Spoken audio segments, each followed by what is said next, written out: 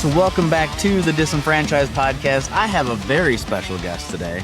So we have Brandon Joe Williams. So the Pickletarian himself.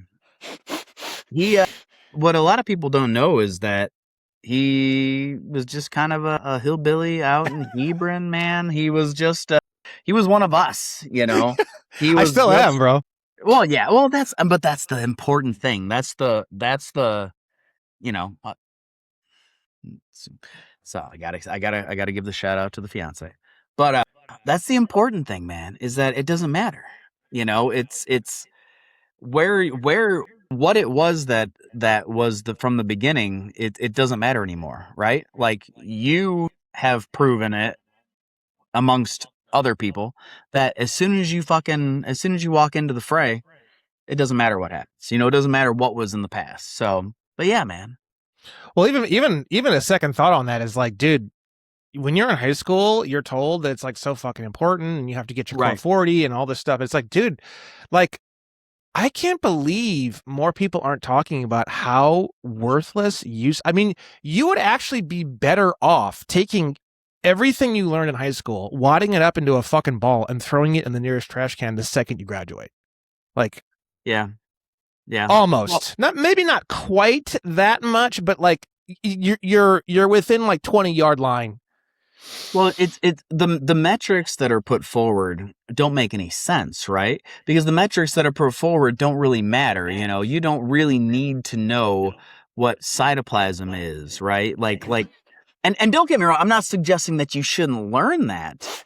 I'm suggesting that the manner of it should be just so different, right? And they don't teach you, well, this is what you, and I guess some of it is that they don't really know, right? No. Well, this is how you do your taxes. Well, they don't fucking know. Dude, you know, the now whole that we school are in our system, bro, the whole school system is shit that they like had to figure out, how do we teach people stuff that seems good, seems important. Like people, oh yeah, that's good. I'm glad you're learning about that. But in actuality, it has actually literally zero value. Like how, like it's almost like a weapon. It's almost like it's been like weaponized. Like it's been tactfully and artfully, because you can't, to go through 8 years of school and come out the other end with like almost nothing requires like intent for it to be that bad. Well, a literal retard on crystal meth could literally do a better job. It's, you know, so I always try to like then take that like step back. Like, all right, well, what's the purpose? Well, you've seen what the, you know, I'm sure you've seen the kind of one down that, you know, black hole as far as where the education, I mean, kindergarten, right? Like kindergarten, it was originally the idea of having a entire school system. From some of the stuff I've read, I don't know all of it, so I don't want like the teachers union coming and burning my fucking house down or nothing. But like you have all of these. In fact, I'm actually going to see them on tomorrow, actually Monday, to for one of their endorsements, because I do agree with the teachers union quite a bit that the standardized testing isn't the end all be all, right? Like it shouldn't necessarily be tied to, once you tie a teacher's salary to, all right, well, here's this test. This is the test. You have to get this test right or you don't get your, all you do is you open it up to, they're going to teach the book, and they're not going to teach you how to actually learn, right? And that was one of the things though that I had seen, like I said, going down kind of the black hole, or the rabbit hole rather, is that you have these people that say like, yeah, if you look at it, it was really, schooling was designed to teach you to make better workers, right? They don't actually want to teach you how to be learning. They want to teach you how to work, you know, and that's what they tell you. They teach you how to get along to go along. Here's school. You're going to get along to go along. This is what you have to do to get along to go along. Like, but you can't even you can't even work. Like the information that they give you, you can't even work. Like I've heard that. Yeah. But it doesn't make sense. That doesn't make sense to me, because how is cytoplasm going to help you work? I'm just giving one example. Yeah, I guess you're right. If we break it all down, so math. So multiplication. Remember when we had the speed test where you had all the multiplication and you had to do 1 times 1, 1 times 2, 1 times 3, or like sometimes they would do a random and you had to go across. That's what sparked my anxiety. So that one, that, like, to me, like, that's pretty much all we ever needed for math was being able to quickly add, subtract, division and multiplication, basic small-ish numbers. That's like, but everything beyond that point, calculus, trigonometry, I can't even remember some of the names of some of them, geometry. Have you ever once, and you say to me, oh, well, Brandon, I build things or I fix my home. Okay, fine. So if you're going to be a home fixer or a home builder, at that time, you can go online and do a short course on the basics of geometry. Why does everybody need geometry when 4%, well, in Indiana, a lot of people like to build a lot of shit, so it's probably a much higher percent than that, but you get my point. It's not universal usage. It's not universal information. Writing, cursive, contracts, finance, like you said, taxes, cars, interpersonal relations, marriage, the women. Constitution.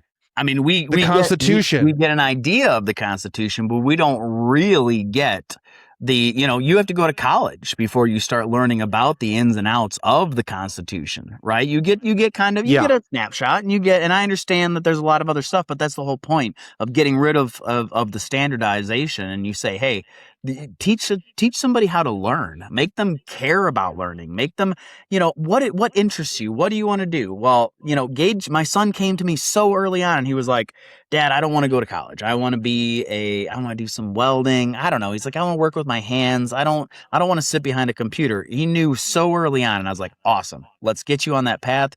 We've got him. He's a senior next year. We've got him set up with the different unions. He's good, dude. He's going on the right path. Right. But not everybody has that early kind of inkling, and, it took me, I mean, I'm 40. I still don't know what I want to be when I grow up. I'm, President of the United States. I could see it. No, God, no. Why? No, first of all, I am not nearly. I'll come to the White House for the house parties with you.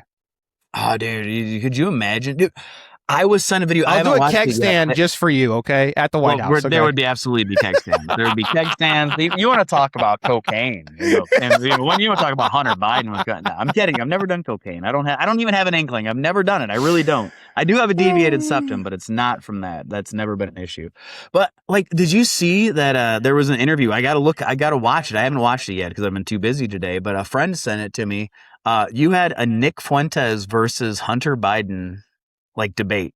Yeah. Recently. Dude, have you seen it yet? I can't wait. I've seen clips, but I just don't. I watch Nick Fuentes every single day for 3 months because I found him so fascinating, and I was doing a what the fuck is it with this guy? And I'm tired of hearing third party everything. I don't like third party shit. So if I start hearing lots of third party shit and it's enough to interest me, I'll just go to wherever the source is and just view it for myself, right? So I said I need to understand this Nick Fuentes guy. His stuff's really big. Some of it's spilling into my stuff.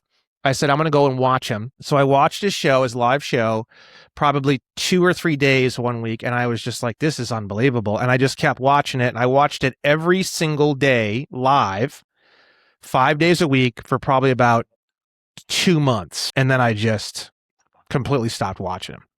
Yeah. But it's one of those things where in his show, he's extremely entertaining, very unhinged, which actually I prefer.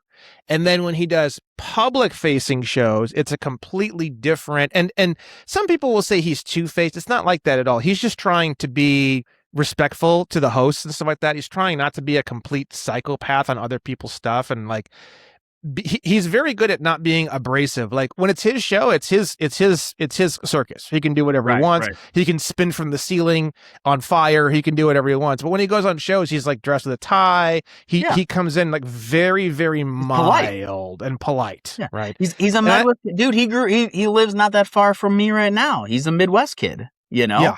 He's in Chicago. He's in Chicago. Yeah.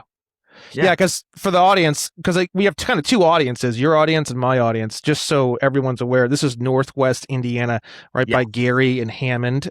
I was born and raised in Chesterton, Indiana, and then I moved to what's called Hebron, Indiana, when I was probably 10, maybe 12, something like that, maybe 12, 13, somewhere in there. I don't know when.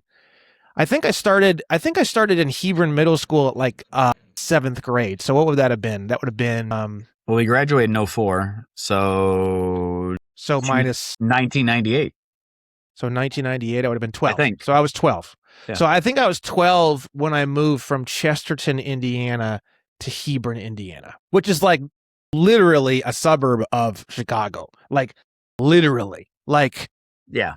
You can get on what's called the South Shore train and you can be in the dead center loop of Chicago in what, 45 minutes? Something like that. Yeah. Yeah, I mean we're talking literally suburb, like basically. When you're in where we're at, it doesn't feel like a suburb of Chicago. You'd never know unless someone told you, but it pretty much is.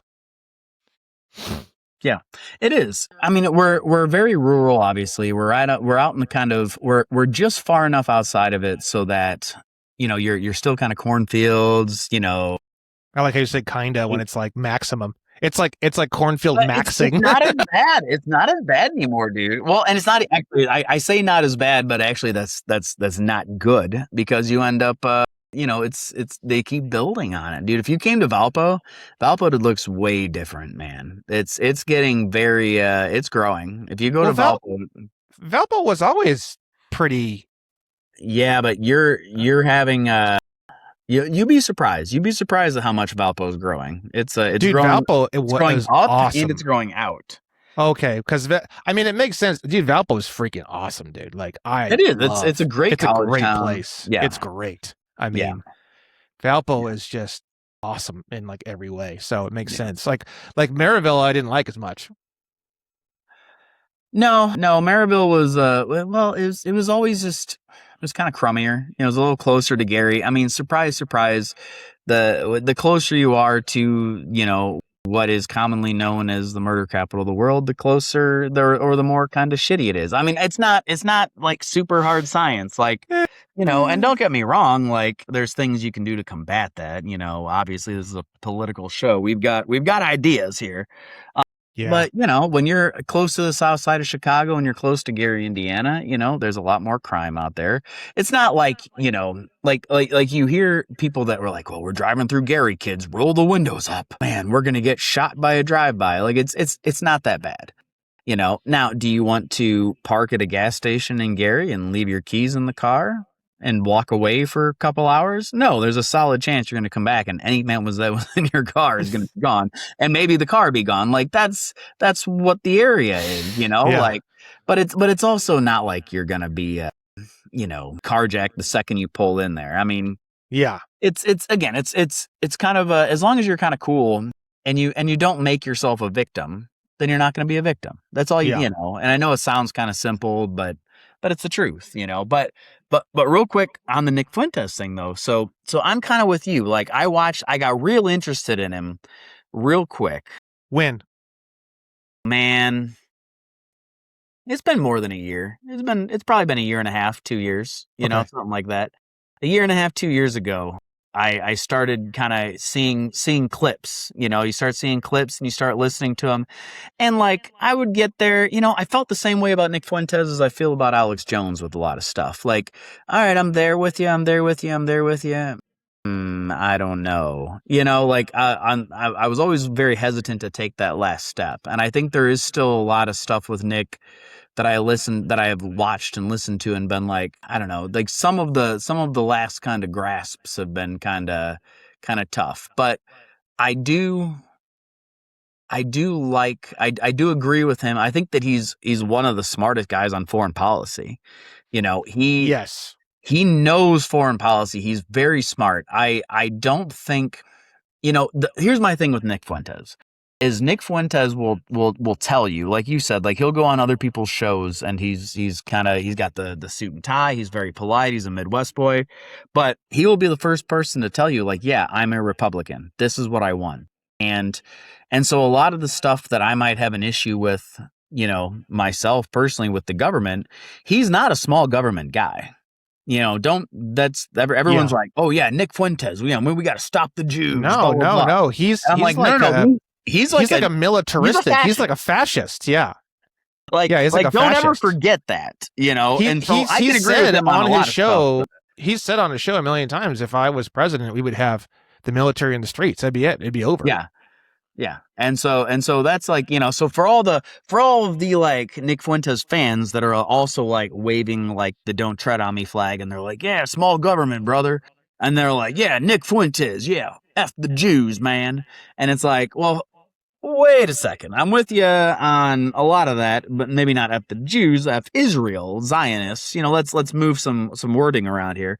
But also, like you understand that he wants to still like put the boot on, right? And so it's like, yeah, that's always been my problem. Now I know that you had a you sent a super chat, dude. Yes, which was hilarious. That's why I was bringing him up, because I was gonna talk about your super chat. Wasn't that freaking hilarious, dude? I paid $300 and he crashed out for like 10 minutes. $300 you could have spent. Yeah, it was, and I recorded it on my phone and posted it on Instagram. It was just too funny.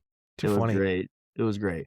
No, I mean, like I said, I would love to sit down and eat dinner with him. Like I wouldn't, and I get where his arguments come from. I just disagree with a lot of them, right? Well, you are more along the lines of wanting to actually put the rubber down on the pavement. He's not. He's like very open about the fact that I do a talk show. We talk. That's what we do. Right. And it's like, I like more applicable information, which I think that's why my platform is getting so big, because there's not a lot of that out there.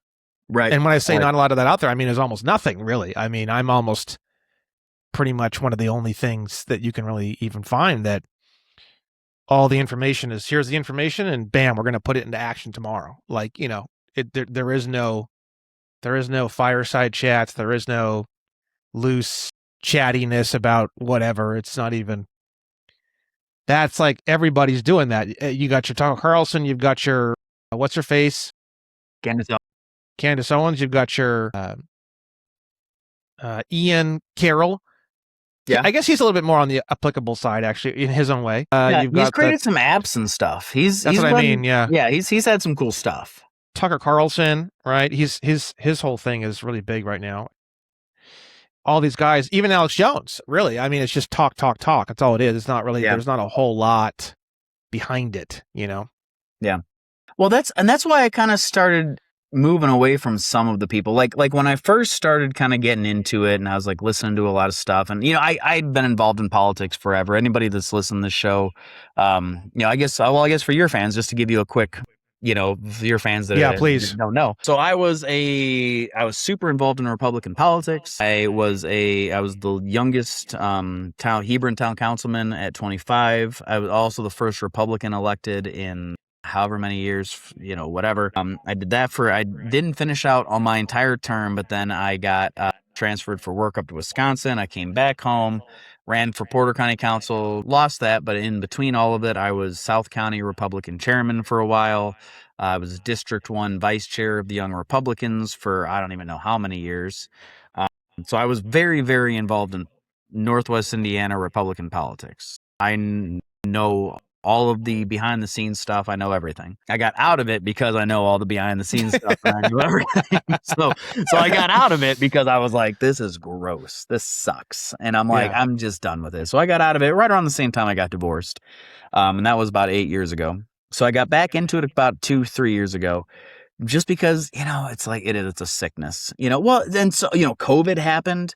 Like I tried to get out of politics. I tried, but it's kind of one of those things where if you try to ignore it, it's not going to make it better, So it's like, I can't just ignore kind of what's happening around me. And I was involved enough and I had certain skill set, and I'm pretty good at, I'm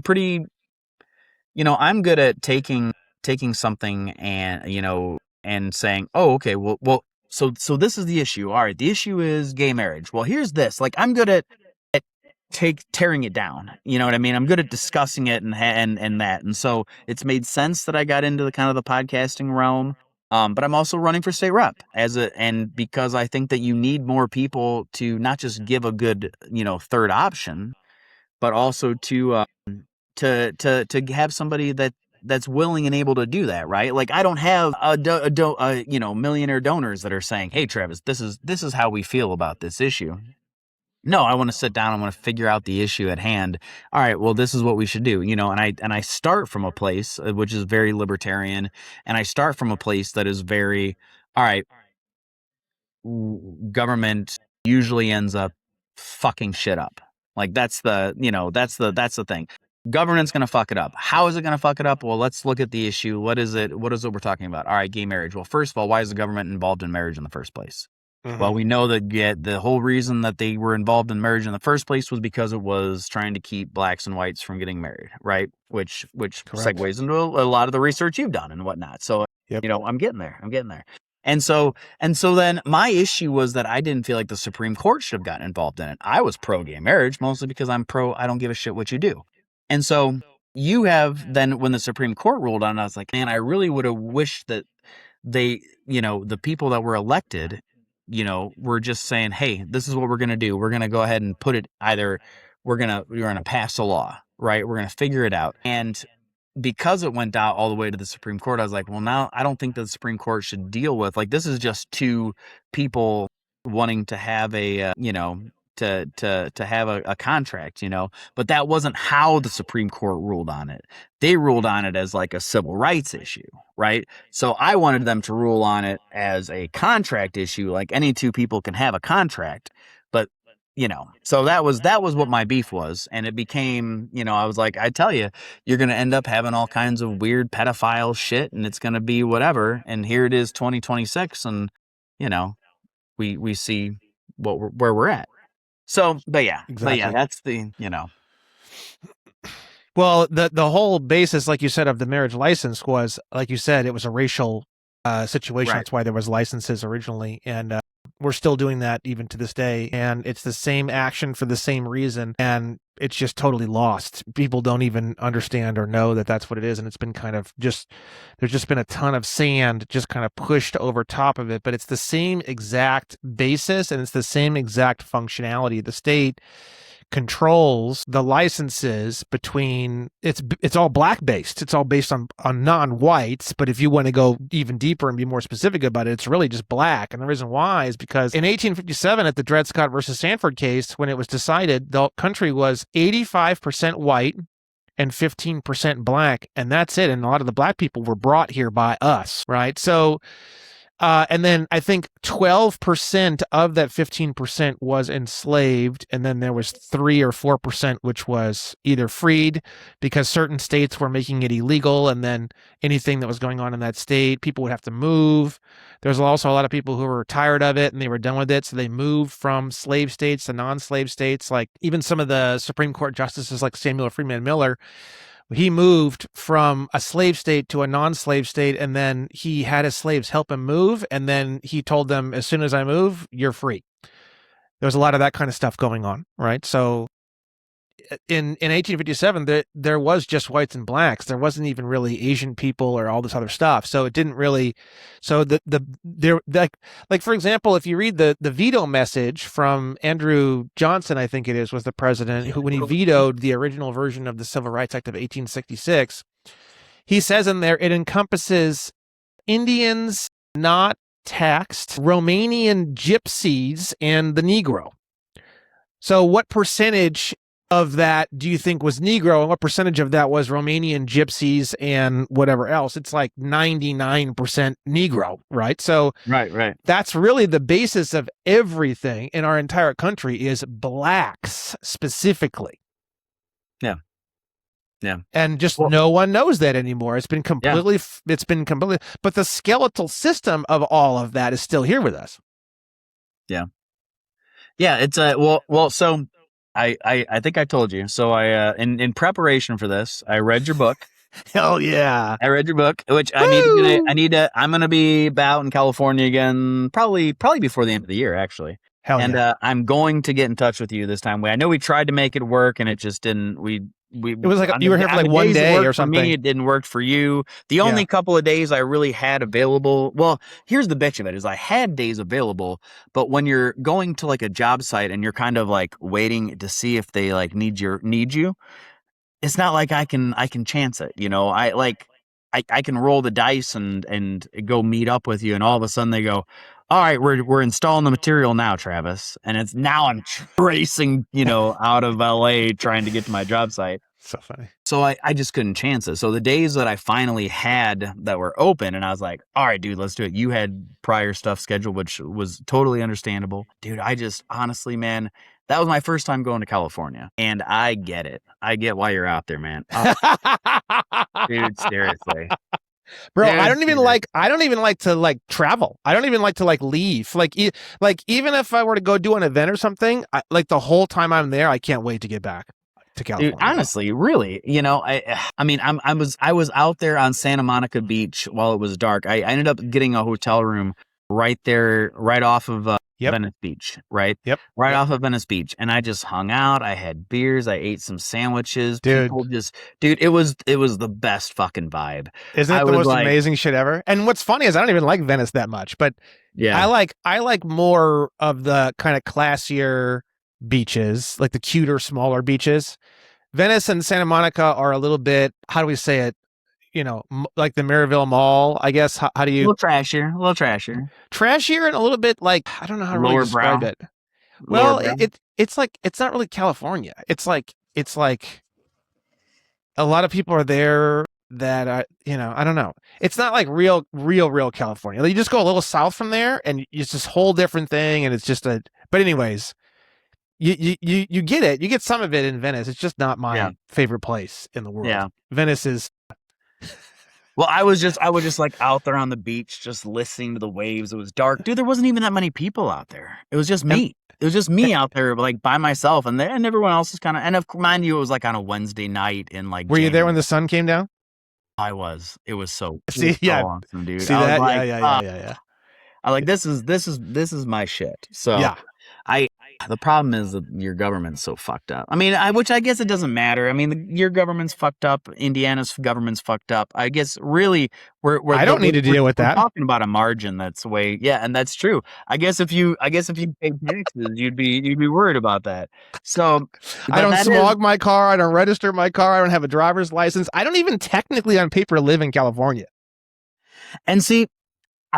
So that's right. So we're so right imagine living in California with none of the downsides, none of the legal, no driver's license. I don't pay registration because our registration fees are outrageous, just like everything else is. So I don't pay sales tax.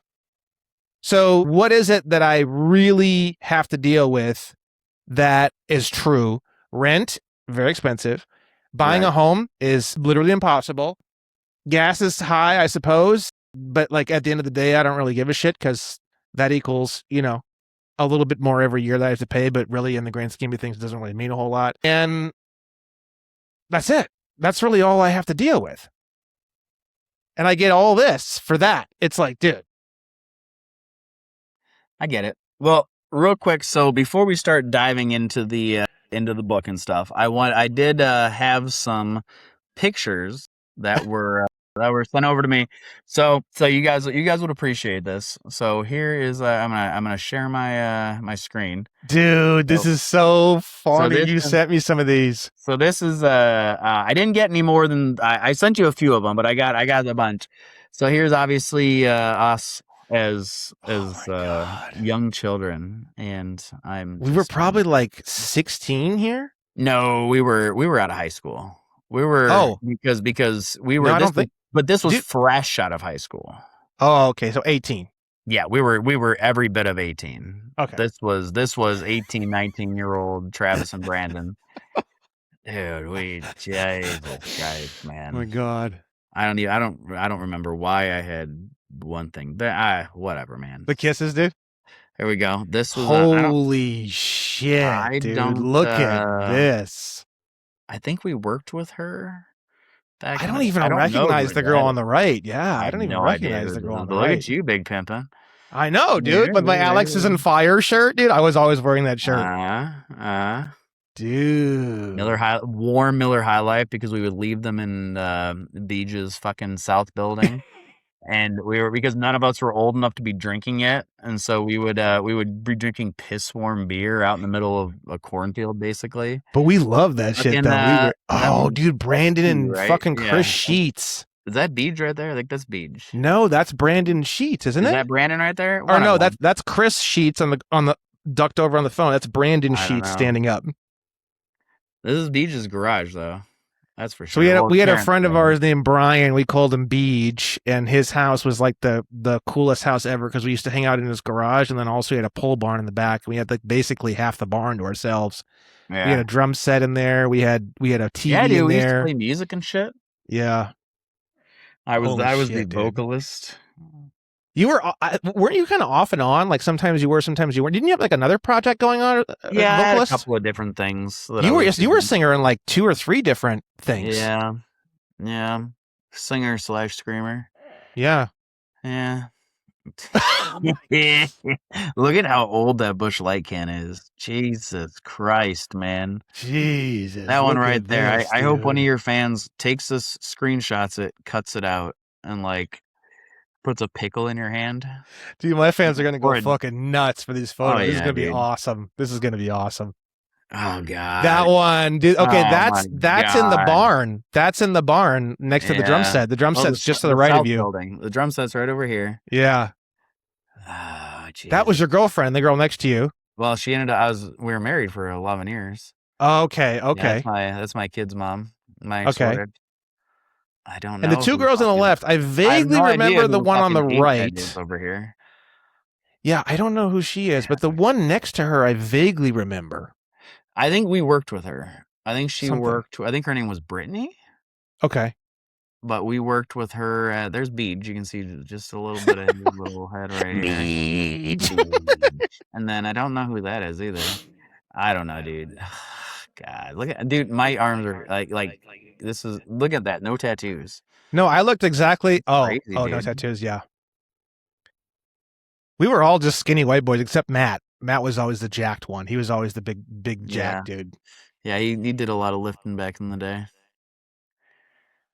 There he is right here. Oh my God. Dude, I gotta tell, did I ever tell you the story of how I started hanging out with Matt and those guys? Dude, it's the most fucked up. You got it. No, dude. Okay, so I moved to Hebron. I had no friends, right?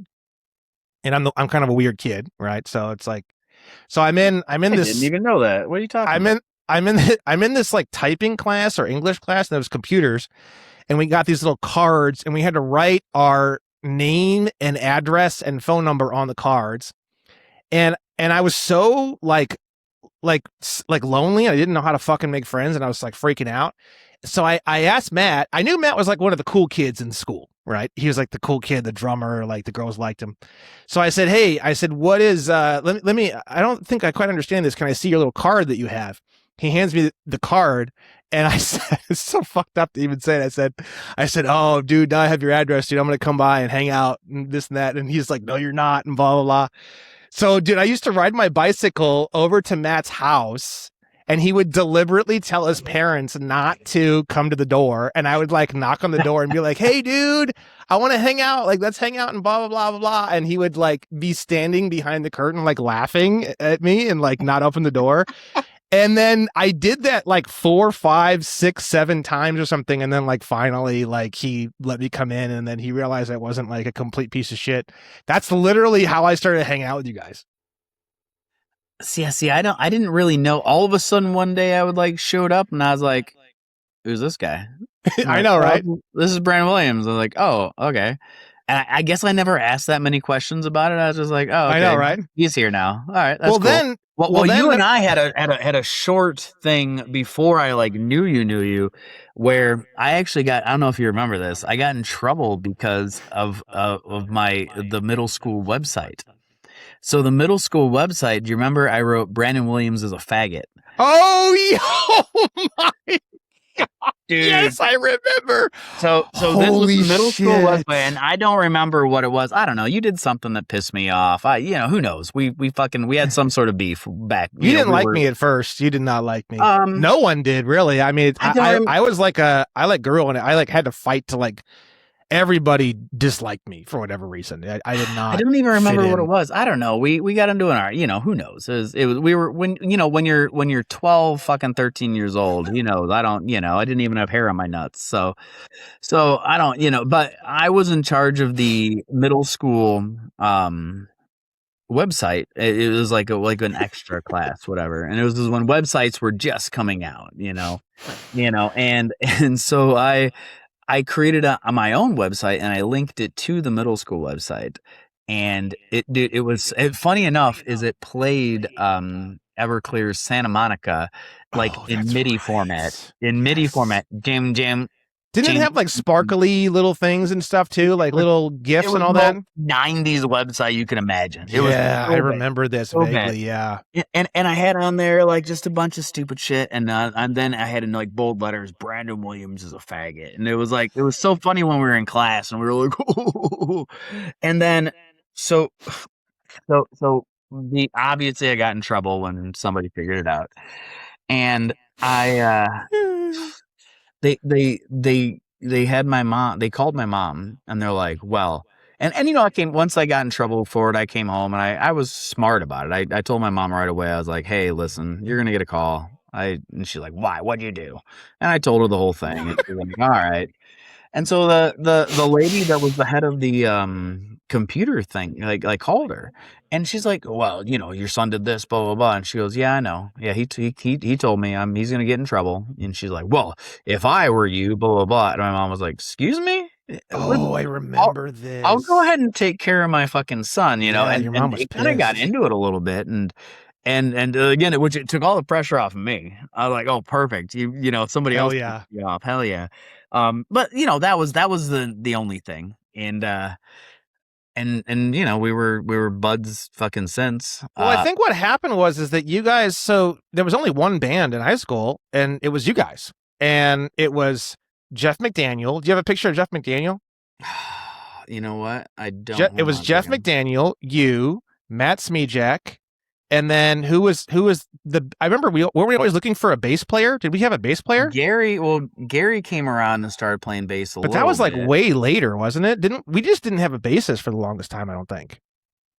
So what happened was actually, I don't want to do this. I don't want to be all up on his like personal shit while we're so what happened?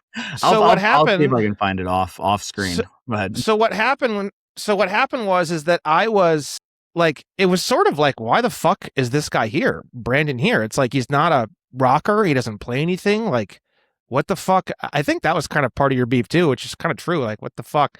And then I remember coming in, and Jeff McDaniel at that time, he was really, really big into video games, World of Warcraft, stuff like that.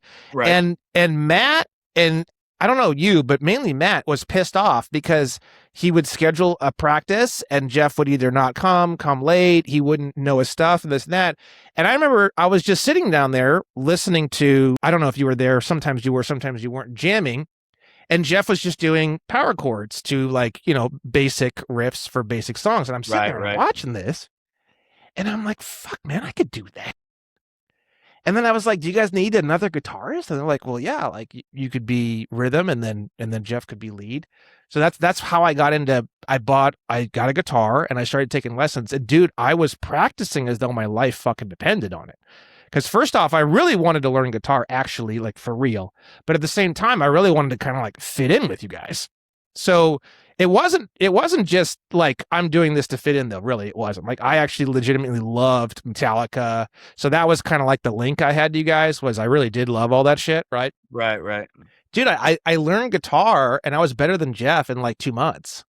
Because I was working on it. I was literally working on it like how I work on this shit, like just all day, every day, nonstop, like a crazy person. And then after about 2 or 3 months, I was fucking, I learned all the first song I ever learned, the whole thing front to back, was Master of Puppets from Metallica with the solos and everything. And then after that, I got into music theory, and then I had a music theory teacher. So I blew past Jeff in like 3 months. And that's kind of when you guys like fully accepted me, was at that point. Right. But I was a phenomenal guitarist in like 5 months, dude. See though, you even it's always funny when you talk about something like this, because like even the verbiage, you're like, well, when you guys fully accepted me, like I didn't really have there wasn't, it's always interesting when you hear it from like another person's, because like as far as I was concerned, in my mind, in all honesty, like once, we had our short kind of little dust up or whatever. Oh, thank you, anybody. But I almost immediately, like, there was no like litmus test like in my mind. So it is funny when you like say that and you hear it from somebody else's But I don't perspective, remember. But I you know? remember you being around like randomly. I don't remember you being around a lot. That's kind of why, It was kind of because I ran it. You're absolutely right. So I would come and jam with Matt and them because we had an old band from back in the day. Yeah. And then I was also in my other band, Modern Yeah. Romantics, that was actually out like playing shows and stuff. Yes, and it was, like, that's what it hardcore kind of was. emo. That's and what so, it was. And the girlfriend that I was seeing at the time didn't really vibe with like the group. Like it was a little bit of a different kind of group. They were a little more, I don't know. She didn't vibe with your main band or with us? With you guys. Yeah. Okay, yeah. All the people that were in the main band were, they were like friends of hers that I had known. I see. Okay. So it was so that was why, at that point there was a little less, I wasn't around quite as much because I was just doing other shit. So, but yeah, but I don't remember you ever really being around a whole lot, to be honest with you. Like it was me, Matt, and Jeff. And then as Jeff got more and more and more into the MMOs and the World of Warcrafts and all that, honestly, it was less and less of Jeff. It was more or less just me and Matt most of the time after that.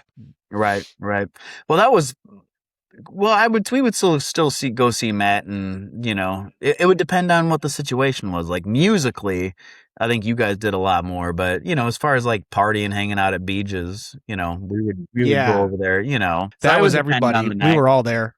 Yeah. That was like the Adam was there together, because you would have different groups and different people just doing different things, and then you would kind of have the parties, and then everybody would be at the parties, Yep. Adam. Well, again, all those pictures were ones I got from Adam. That makes sense. Adam Vietnami. He always kept shit like that. So, but yeah, it was good. Fucking. You got more pictures? Those were all of them. Unfortunately, I wish I had more. I was hoping that Matt and Beej would get back with me for some more between when which this interview is happening on Sunday. It was supposed to happen on Friday for anybody that was waiting for this to drop sooner. But my freaking computer. So actually this is perfect because I want to bitch for a minute. So my computer charger wasn't charging. And so I had an interview earlier on in the day before we were supposed to be doing this interview, right? On Friday. Or was it Friday or Thursday? I'm sorry, Thursday. And so I got about 45 minutes into the other interview, and all of a sudden, it's like that meme where the kid's watching the battery go down on the phone. And you're like, oh God, oh no, this is going to start, and so I'm trying to find a way to charge this goddamn computer. And it's not working. So I ended up having to cancel with you, and I ran into town. I tried to get some whatever. I was out of town too, so that didn't help. I was down in BFE, Southern Indiana. and so I came back and I go to Best Buy yesterday, and I'm like, hey, Geek Squad, perfect. This is supposed to be your MO, right? You're supposed to fix this shit. I show up there with my computer, and I'm like, hey, the charger's not working, blah, blah, blah. I'm like, do you have a charger so we can see if it's the charger or if it's the port? And they're like, oh, yeah. Oh, it doesn't look like it's the charger, And I'm like, well, can you guys like fix it? And they're like, well, this is a little out of our purview. I'm like, what do you mean it's out of your purview? It's a fucking laptop charger.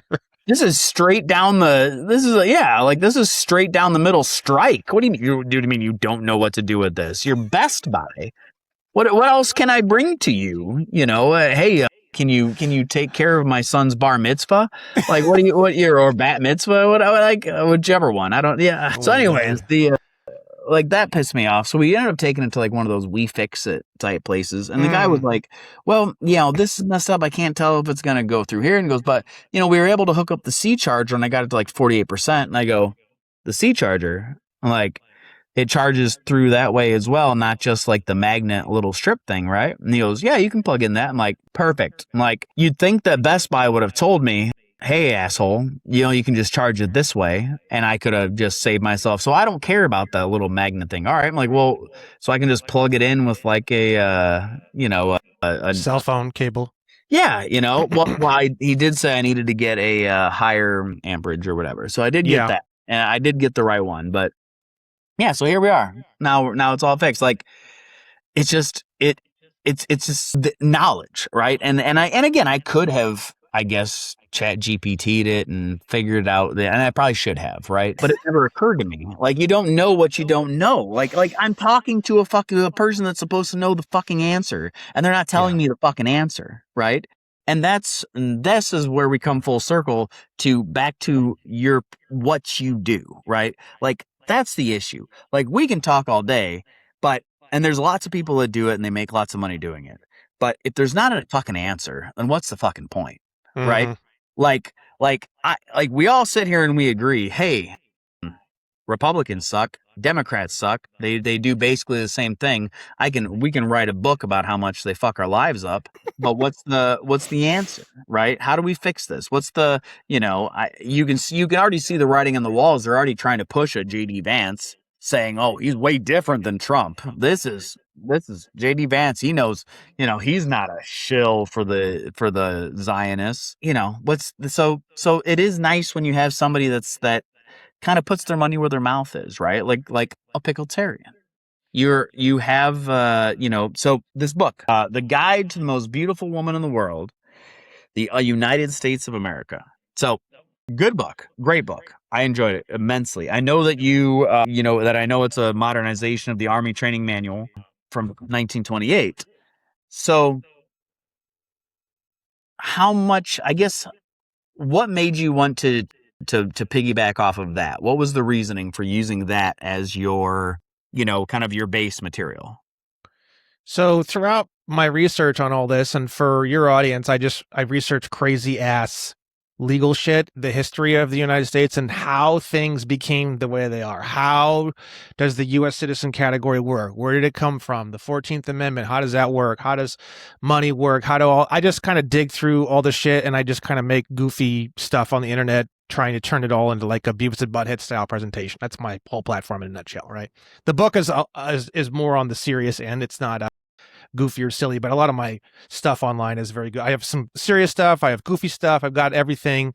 I'm trying to make the information as palatable as possible to as many people as possible. When I first started doing all this, the average person who was in the sovereignty space was like 85 years old, white, and extremely fucking angry. That was like your typical person in the sovereignty space, right?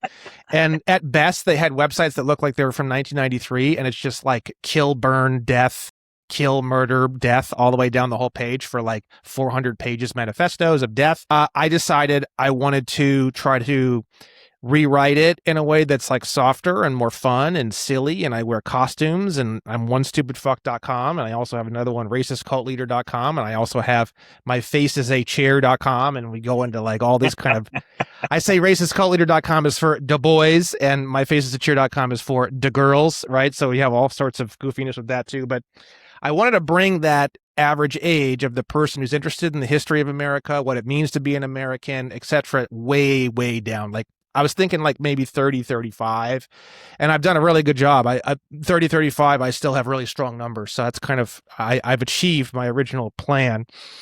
And then to sort of come back and answer your question on that, so I've read everything I can get my hands on. When I first started in the sovereignty space, I bought like 30 books on the subject off of Amazon. I mean, weird books, goofy books, manifesto books, angry, burn the government books, everything I could possibly get my hands on. I read everything.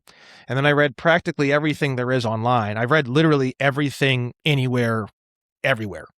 There wasn't that much, so that sounds really impressive, but really there was a massive lack of resources, to tell you the truth, when I first started doing all this, right?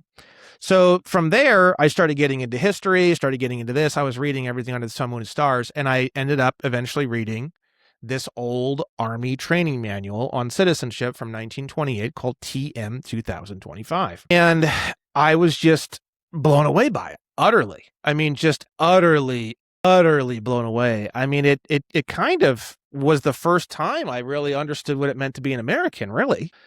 it was sort of like, I considered it to be like the American primer. It's almost like anyone born in the United States should read this. It's sort of like the Bible that every American should be issued at, 14, 15, 16, 17, 18 years old, and they should read it as part of their coming of age and becoming a man if they're a boy. It's almost like a rite of passage, I felt like, this book, right? The problem with it is it had a bunch of other information in it. It had kind of some liberal kind of bents in some areas that were not even true. It had some false information about the 14th Amendment. It had some sections that didn't really totally make sense. So I went through and I cleaned all that up, cleaned up a lot of the old terminology that used a lot of big words. So I would take the big word and I would break it down into 4 much smaller words. So you didn't need to like stop and try to figure out what the word meant. So you can just kind of roll through it rather than having to stop all the time. So I removed all the big words, removed all the false information. I added in, so because the TM 2025 was written in 1928, I added in all of the information to bring it up to present time in 2025. So all of the stuff that you read about, like all the different acts and the naturalization acts and the INA throughout the mid 1900s and kind of all that stuff was added in. So it had a lot of new information, and then the timelines that were in the book that went up to 1928, I extended those timelines to go all the way to 2025. But the timelines up to 1928 are still all the same text that was in the original text. So I just thought it was one of the most amazing books ever, and I thought that I could clean it up and make it way easier to read and also more verbose and also bring it to present time. And that was kind of why I chose to do that with that book. Yeah. Yeah. Like I said, it was good. I enjoyed it. So like I told you, there was a couple of notes that I had made, so looking at the work you've put in, one of the things that I did notice that was very, it's a very positive book, right? So it's very, I guess, in this time when we sit here and we have all of these negative aspects about talking about the government, talking about, we can be very negative, or we can be very black-pilled very quickly, right? And that's very understandable. I don't think we'd have to venture too far off the beaten path to even justify, kind of having that be the thought process. How do you then, I guess my thing is, how do you keep up with the positivity of that? I guess, and I know that there's other aspects of not anti-government, but like you said, you're in the sovereignty space, but kind of parallel with it, some of the libertarian leaning spaces. You've got, everybody always says when they talk to Ron Paul's always like, well, you got to be positive. You got to keep up that. You can't get negative. You got to keep that. And that was the thing that I noticed about the book, is the book is very positive. And I guess that's the, that's the ultimate question, is how do you keep that positivity when the message is so, when you look at the message and you look at what is happening and you go, I mean, it's not going in the direction we necessarily want it to. The answer to your question is actually very simple. The answer to your question is, when you realize that the 14th Amendment is literally like, the way I imagine it is, imagine everything you hate in this like gigantic pyramid. But the pyramid comes down all the way very, very tight into a tiny little dot about that big. It's almost like a fulcrum at the very bottom of like a pyramid. And the pyramid is huge. It's like, 900,000 tons of shit, right? But it all comes down to this like pinprick point. And what everything is standing on, what's right underneath that pinprick point, is the 14th Amendment. And if you grab onto that thing and yank it, the whole 900 million tons just comes crashing down, all within 24 hours. So for anybody that hasn't read the book, can you elaborate on that? So the 14th Amendment, people think that it when you read it, it says all persons born or naturalized in the United States and subject to the jurisdiction thereof. And people always want to, they've talked about that sentence ever since the 14th Amendment was ratified. So literally 150 years. We saw that recently in the birthright citizenship case. It's never going to end. It never has ended, and it never will end. And the reason why is because people will pick different sections of that. They'll attack the end part where it says, if they have foreign, whatever, or this and that, the last part, they often attack that part. They attack in the jurisdiction of. They attack all these different areas, but the main area they never attack is the word persons. Never in my entire history of doing all my research have I ever seen anyone question or wonder or ask about the word persons. The word persons, before the Dred Scott versus Sanford case, so the Dred Scott versus Sanford case in 1857, if you read that case, he specifically redefines the word persons. And the reason why he redefines it is because in the Constitution, the preamble says, we the people. And then in the slave trade clause, and they start talking about the enslaved race, all of a sudden they use the term persons. And if you read the Dred Scott versus Sanford case, he says the reason why that is because they were never intended to be part of we the people. And he literally talks about how he gives a definition of what citizenship is, what the people is. And then he says the question before us is whether this class of persons is a member of we the people. He specifically references persons versus people. And he says, we believe they are not and were never intended to be part of the citizenship of the United States. And then he goes on this long historical rant. It's not a rant. It's actually a very well put together thing, talking about how the European cultures and they felt that the blacks were so low that the whites never even needed to acknowledge their existence. And he even goes so far as to say that slavery initially in Europe was done actually in an effort to try to benefit the black race. Like literally they looked at slavery as like a trust action, and they looked at the slaves as like the beneficiaries of the trust action. They thought they were so low as a race that enslaving them was literally doing them a favor.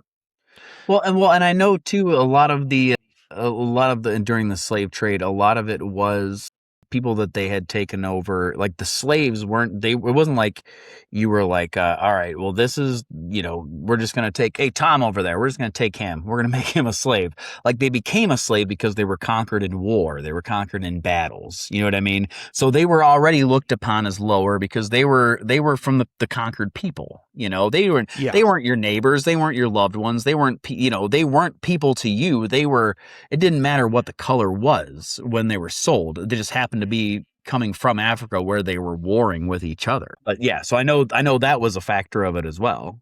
So basically the Dred Scott versus Sanford case, which is considered the most horrible case ever, blah, blah, blah, that's all complete horseshit. That's not true at all. In fact, it's one of the few cases that almost the whole Supreme Court was in favor of. It was 7-9. 7 of the 9 justices were in favor of Dred Scott. It was like pretty much almost unanimous, the case, right?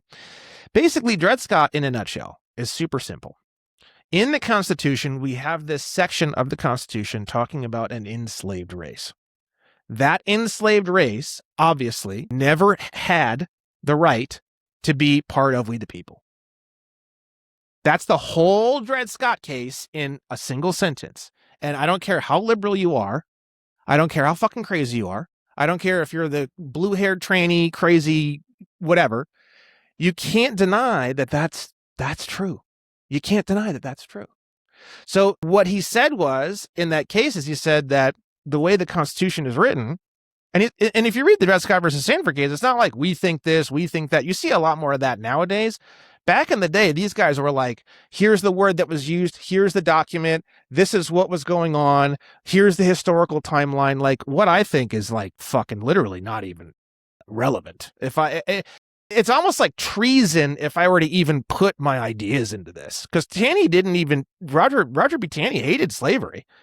And so people think that he's like the master of all black hate and slavery. In fact, he had released all his slaves in 1818 and he didn't like slavery at all. He thought it was a blight on the nation. So it's so stupid. There's so much stupidity around this, right? So he basically says it's obvious that there was this enslaved race. It's obvious that the enslaved race did not have any rights. The Privileges and Immunities Clause is Article 4, Section 2, Clause 1. Obviously, these guys that were enslaved didn't have any right to it, right? And then he goes farther and he says that the difference is literally in the wording. It's people versus persons. Then you have the black codes, right? Then you have the 13th Amendment, released all the slaves. Then they did the Black Codes. The Black Codes was to try to get around the 13th Amendment. The 13th Amendment says you can't enslave anyone unless they're duly convicted of a crime. So the Black Codes were, hey, no problem. We're going to create all these little crimes that they basically can't help but get convicted of, like freaking loitering and all this kind of stuff, and being in a town past dark and all this kind of stuff. Right. They picked them all back up again, charged them with crimes, found them duly convicted, and then they were able to put them back into slavery. And then servitude. Yeah, and then the fight back, and then Congress's fight back against that. So it was boom, boom, boom. Congress's counterattack to that was to write and to get past the Civil Rights Act of 1866, which was originally vetoed, and then they overwrote the veto shortly after Andrew Jackson vetoed it, right? So the Civil Rights Act of 1866 gave an entirely new type of citizenship underneath Congress. It was federal citizenship. Prior to that point, there was only state citizenship. Californian, Utah, Texan, Indiana was Hoosier legally. So that was the actual citizenship classification. The term citizen of the United States was not an abstract term up until the Civil Rights Act of 1866. So they took that term that had no specific meaning. If you said, I'm a citizen of the United States in 1865, that's not a special separated class. That would just be like, oh, of what state? Oh, California. Okay. So you could say citizen of the United States, even the Constitution says that, but that was just a colloquialism. It was used for ease of use. It wasn't actually like a legal term. The Civil Rights Act of 1866 took that term and turned it into a legal, totally different class under Congress. It was a federal type of citizenship specifically for the Negro class that was being released after the 13th Amendment. And if you read the introduction of the Civil Rights Act of 1866, it says persons this and persons that. The term persons comes from the Dred Scott versus Sanford case. When the Civil Rights Act of 1866 was written, Dred Scott was still good law. So they were using the Dred Scott definitions that had been created in the Civil Rights Act of 1866. That's where the term persons was redefined. Then Congress was worried about this new class, and they were worried about how legal it is. They were also worried about once power changes in Congress, the very first thing they're going to do is kill off this Civil Rights Act of 1866. So they decided to make it a constitutional amendment, and then the Civil Rights Act of 1866 is exactly what became the 14th Amendment. They're the same thing. The Civil Rights Act of 1866 and the 14th Amendment are literally the same thing. The word persons and the word persons, when used in the 14th Amendment, is the same thing. So people say the 14th Amendment overturned the Dred Scott versus Sanford case. Well, yeah, it overturned the holding in the case. The holding is that blacks can't be citizens of anything. Now we have this brand new class under Congress. They can be a citizen of that. They can't be a citizen of a state, but they can be a citizen of this thing. But the thing is, the word persons in the 14th Amendment is still the same definition that Roger B. Taney gave in the Dred Scott versus Sanford decision. So in actual fact, the Dred Scott versus Sanford case still lives on even to this day. It's infused into the 14th Amendment. The 14th Amendment is literally Dred Scott. So when it says all persons born or naturalized in the United States, everybody, even the fucking Supreme Court thinks that means anybody. It doesn't. It means persons. And that term was literally defined relative to the term we the people. Okay. So people are like, oh no, it means everyone. So we had no citizenship before the 14th Amendment? I always ask people, and they're like, oh, well, and they can't answer that. No one can answer that. And it's like, you're a fucking idiot. We've had citizenship before the 14th Amendment. So like what everybody thinks the 14th Amendment is, doesn't make sense even on like a simple logical level. Yeah. So I guess that's my next question is, do you think that moving forward, so I guess 5 years, 10 years down the road, what are your thoughts as far as like all the research that you've done, all the stuff you've done with the, being like the sovereign citizens space? What are your thoughts 5 years down the road? Do you think it's going to matter with the way things are going? Oh yeah. Yeah. I think we're going back to 1850. All I need to do to fix literally everything is yank the 14th Amendment. The FBI is gone. The CIA is gone. The Federal Reserve's gone. Federal Reserve notes are gone. The idea that legal fictions can be per sons, that's gone. We go back to gold and silver coins. There's no EPA, that's gone. There's no, the entire Department of Education, completely gone. The entire public school system, gone. The entire U.S. citizen class under Congress, gone. Every regulation, smog, everything, every single thing. The IRS is gone. Instantly, poof, gone. Everything is gone. And we go all the way back to like Tombstone.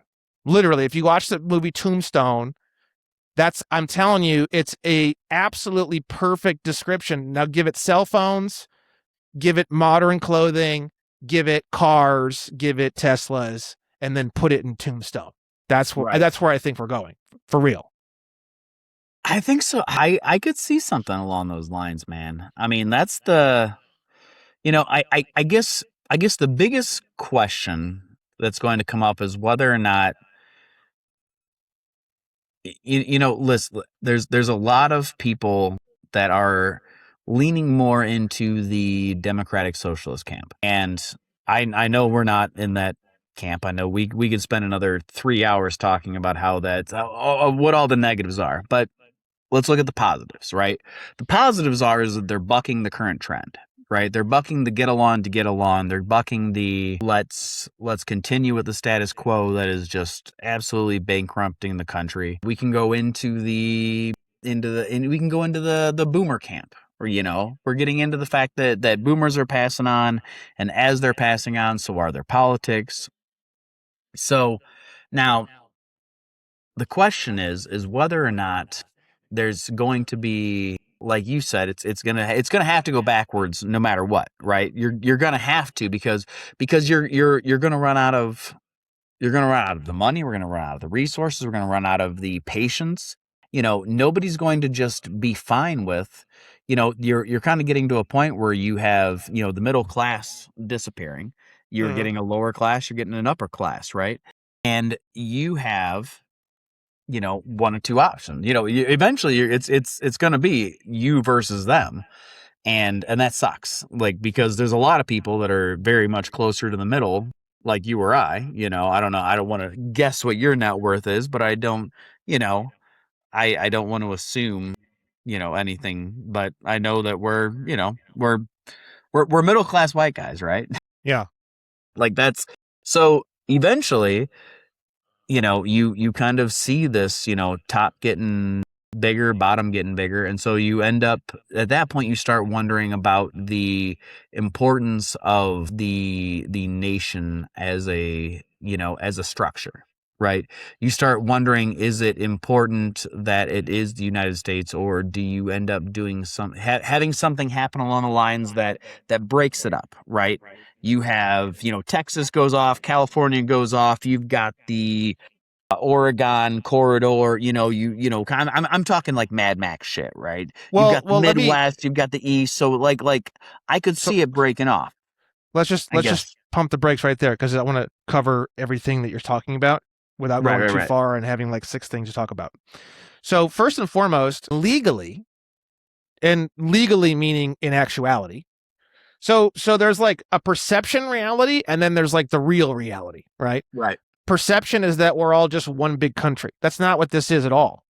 We're actually 50 different countries with an administrative zone, and then that administrative zone has a bunch of property that it kind of holds in like trust. That's actually what the United States really is. It's more of a European Union, really. So each of the 50 states is actually structured to be entirely domestic in its concerns. The way that the government was set up from the beginning is each state is its own country. Each state has its own citizen class. You have to be white to be a citizen. And then each state pretty much just deals with its own shit. It's totally internal. The federal government has nothing to do with internal efforts of the state. And that's it. And you're supposed to be using gold and silver coins as per Article 1, Section 10. You're not going to have any inflation if you use gold and silver coins. That's the whole reason why that was originally put in the Constitution. Then each of the 50 states of the Union sends their best white citizen representatives. So all the white citizens vote for their favorite white citizen of Indiana or California, and they send that ideal favorite white citizen, which was pretty much always a man, to Congress. The District of Columbia is an administrative zone that's not even considered a state as per the constitutional definition. It operates outside of the Constitution entirely. It always has. It was designed that way from the founding fathers. That area, that zone, is the international point. It's like a filter point, right? So, like, if you look in state law, there is no foreign anything. There's no foreign policy for a state. And the reason why is because the Constitution is written in a way where California connects to the District of Columbia. The District of Columbia is the international point. And it's not considered a state. I know that sounds kind of crazy and confusing, but this is the way it's always been, right? This is not anything new. This didn't happen after the Reconstruction. Some people think all this happened after the Reconstruction. No. The Reconstruction made all this a lot more confusing, but it's been this way since the original Constitution, right? The District of Columbia and all of the properties that it holds, which are called U.S. territories, all of that is called U.S. territories. So in federal statute, when you look up the definition of the word United States, it says the District of Columbia. Because on the international playing field, United States is only legally represented by one zone, the District of Columbia. California, really, the way California is set up is it doesn't even have the ability to really operate on the international sphere. It has to go to Washington, D.C., through Washington, D.C. as a via to go international. Okay. It's always been that way. Right. So now let me jump in with the obvious question. So the people that are sitting there going, what do you say about white people? So obviously, I guess my question is I know talking about it, or reading it with the Dred Scott, everything we talked about with the persons versus people. So I guess now, obviously in 2026, what's the percentage of white population versus other population? Obviously that's a whole nother thing. So what's the steps going forward with that? I mean, what's the, I know that, what's There have been two classes of citizen ever since the 14th Amendment, right? There's two classes. Right. Now think of, here's the Constitution. Here's one class of citizenship, and here's the other class of citizenship, right? White citizens of the states, for example, me in California, I connect straight into the Constitution and the Bill of Rights via Article 4, Section 2, Clause 1, which is the Privileges and Immunities Clause in the original U.S. Constitution. Non-whites, and then later on in 1886, in a case called Santa Clara County versus Southern Pacific Railroad Company, they added in legal fictions into this category. So non-whites and legal fictions, in order to get to the Constitution and the Bill of Rights, they go through the Privileges and Immunities Clause in the 14th Amendment. But then they stop. They still can't get there. It's still not enough. So what they do is they have these things called the incorporation doctrine cases. And it's basically a series of cases all the way from the 1880s, gifting various little piecemeal sections of the Bill of Rights to the 14th Amendment class. So they have to go through the 14th Amendment. And then if they can find whatever it is, like, for example, the case that incorporated the Second Amendment into the 14th Amendment class. It's called McDonald versus Chicago. The Second Amendment to the Constitution was not incorporated for 14th Amendment persons until 2000. I remember reading that. I think you had an article about that I read. So you wonder where your rights went. You wonder why you need a permit. And what's funny is even at this point, even 14th Amendment persons, you can question it. Well, I have McDonald versus Chicago versus McDonald versus Chicago. What do I need a permit for? It's already incorporated, right? But the Fifth Amendment right to a grand jury was not incorporated. It's never been incorporated. And the case that said it cannot be incorporated is called Hurtado versus California, and it's from 1884. So when you're driving down the road and a cop pulls you over and he writes you a ticket, no one's ever said, well, wait a second, I have a Fifth Amendment right to a grand jury. Well, if you're a 14th Amendment person or you have a driver's license, which indicates you're a 14th Amendment person, no, you don't. You have Hurtado versus California. Hurtado versus California says that I can write what's called an information charging instrument, and I can charge you by way of information, which is a legal term for I don't have to give you a grand jury. But a white citizen of California, I don't have anything to do with the incorporation doctrine at all. Hurtado versus California has absolutely no application to me whatsoever. They say right in the case, Hurtado versus California only applies to federal citizens under the 14th Amendment. It has no application to white citizens of the state. I don't know if they say that verbatim just like that, but that's essentially what they were saying in the case.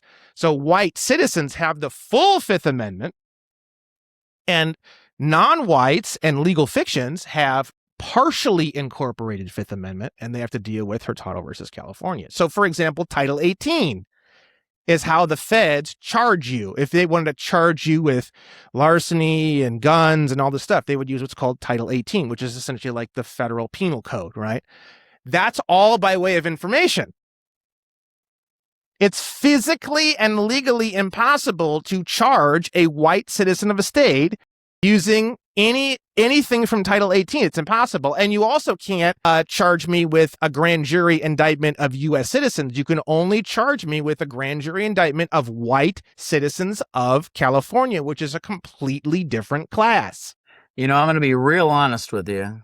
I've read your book. Well, I told you, I actually paid you twice for that book because I bought the hard copy book, read about half of it, and went, shit, I'm out of time. I got to interview Brandon. I want to be able to finish the book. So I'm like, all right. So I bought it again. So you're welcome. I bought the audiobook and I listened to the audiobook, and you're right. So I did, before I knew that you had the audiobook, I was like, man, because, I like to think I have a good oration. I got a decent voice for, I got a face for radio. So and I was like, maybe if he hasn't done an audiobook, maybe I'll see if he wants to, buy Braden J. Williams, do like that. And when he told me that you had an AI one, I was like, oh, okay, fine. And then I looked it up and I was like, oh, actually, she's actually pretty good. I was going to say, I went through and there was like 50 different voices, and I went through like all of them, and I picked the one that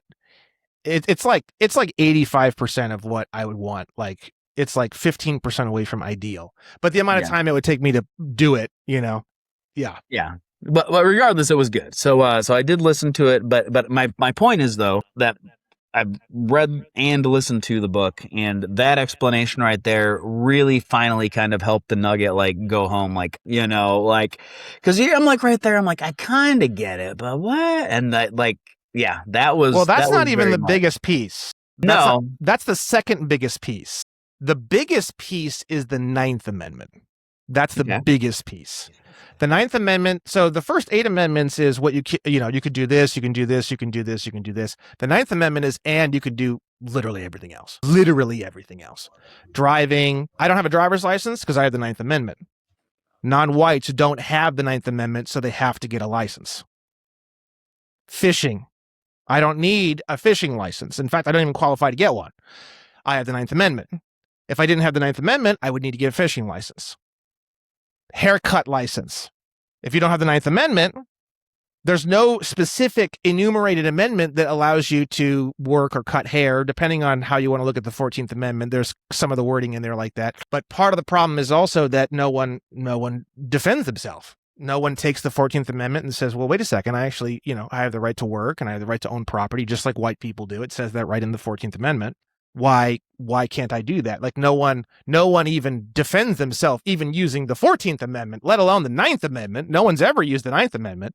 The 9th Amendment, essentially in English, is every single thing we haven't talked about so far in the first 8 amendments is all here.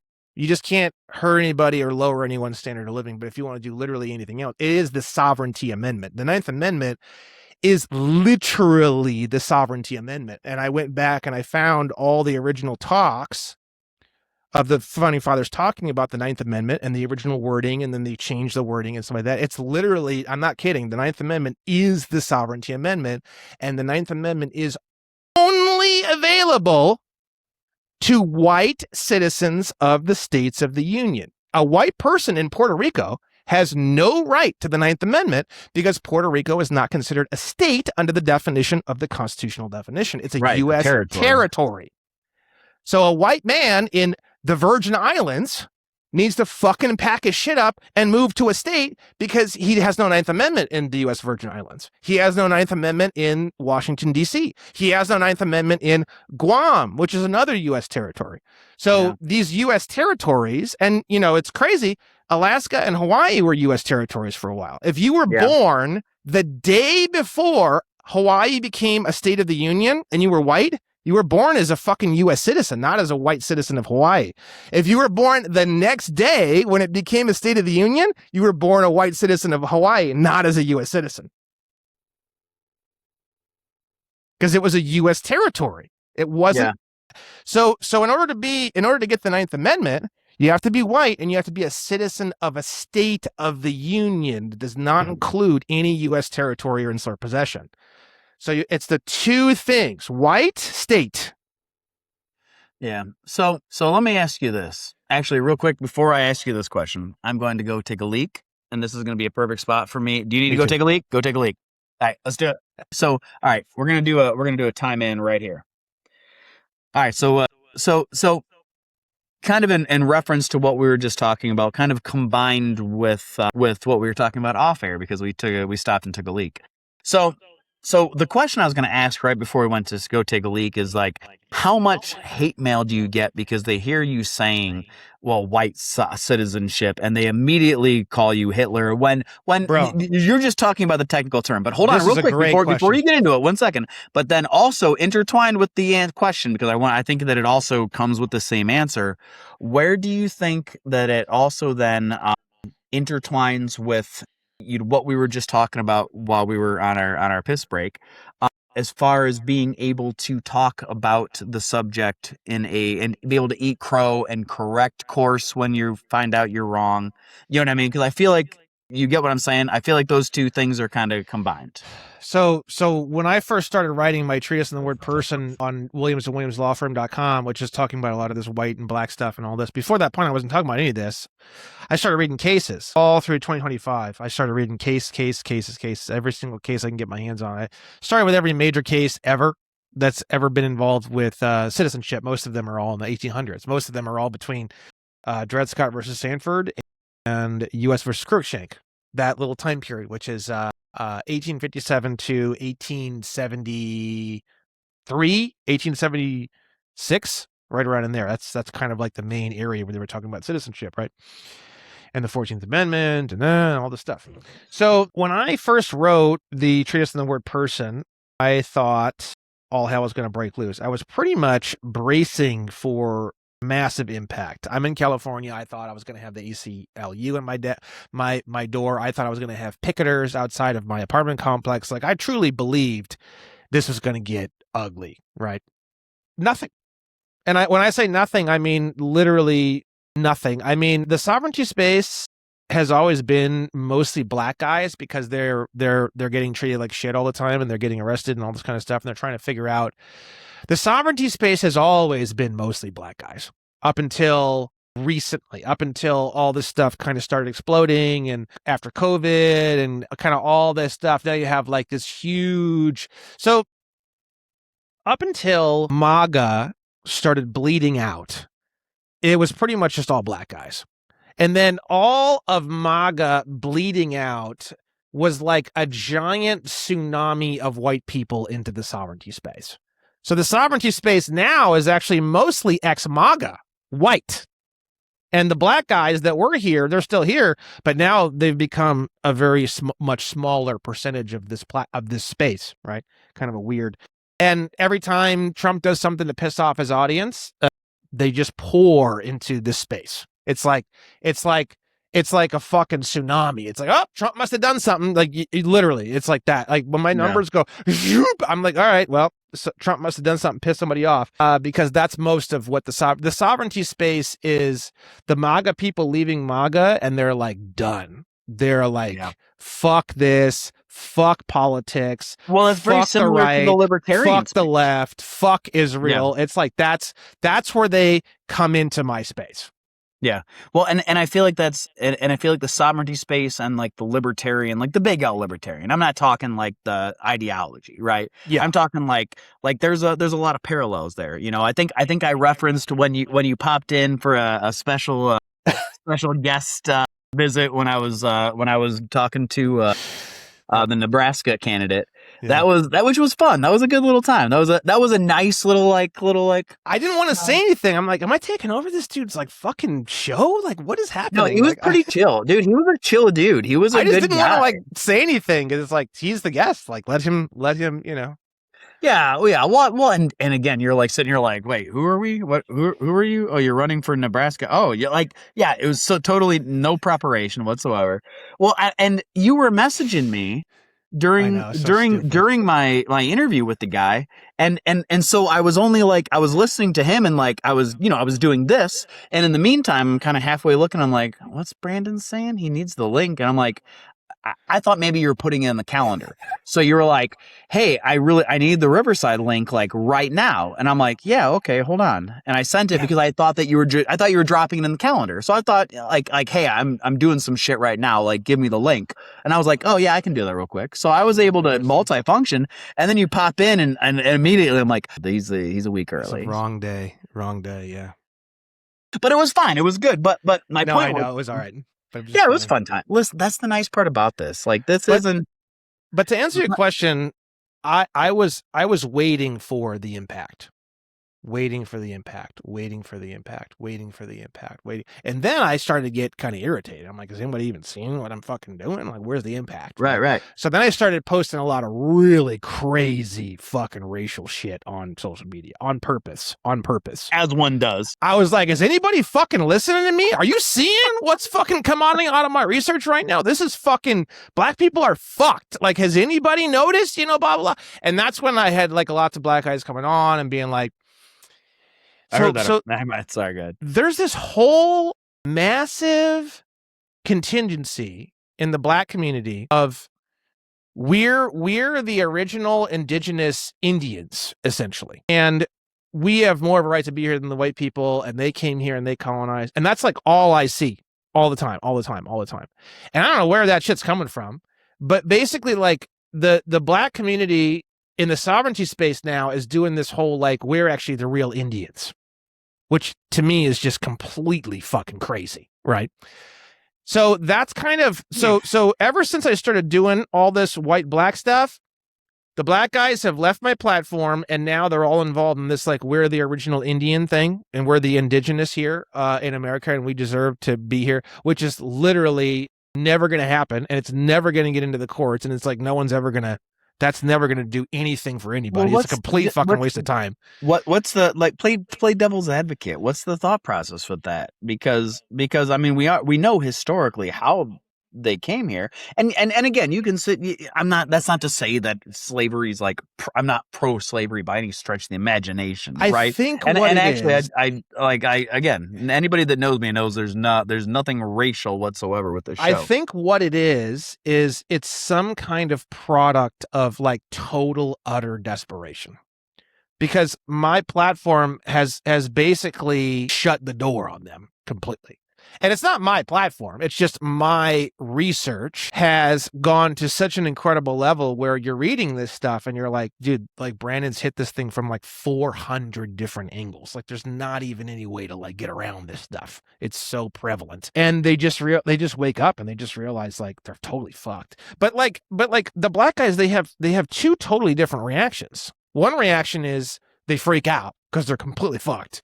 And the other reaction is they experience a massive relief because they realize why they've been treated like shit in this country their whole life. So those are the two reactions that I get to my platform. And the ones that react favorably and they experience a relief from my platform, they're like fans. And one of the things that I say to those guys, because they're like, oh man, I love your stuff and like I feel so much better and blah blah blah. I tell them just say you're fucking white. What's the government gonna do? So I literally am sending all these black guys into these courts all over the country, and I'm just having them say I'm a free white man and I'm a citizen of Florida, wherever. Right. You're talking terminology. You're not necessarily talking pigmentation. You're just going by legal definitions. Well, the legal definition is attached to pigmentation. It's attached to nationality, which is more than just pigmentation. But then pigmentation is an indicator of nationality according to the law. But they're connected. But my point is, the government doesn't want to have this conversation. Exactly. So just stick it in their face. So that was what I'm saying. Then you're saying prove it. Yeah, like, just stick it in their face. Fuck you. If you don't, if I'm not white to you, you fucking say something. Right. I got the ACLU on the phone right now. Say something, bitch. Say something. Right. I'm white. Fuck you. Say something. And that's basically what I have these guys doing, because the thing is that legally, if you go in there and say I'm black and I'm this and I'm, you're fucked legally. So just say you're fucking white. Yeah. If guys can say they're girls, why can't a black man say he's white? And here's the thing about the legal system. If I say I'm white and I'm black as night, if you don't rebut what I just said, my stuff becomes basically fact within the confines of that court case. It's something that people don't really understand about the legal system. People wonder, how did everything get so fucking goofy? Well, someone said I'm a woman and they're actually a man in a court case. The other opposing party never said anything against it, and within that confines of that case, that became fact, and then now other people are now referencing that fact in their case. Yeah. It's like a virus. Once the virus starts, it can spread.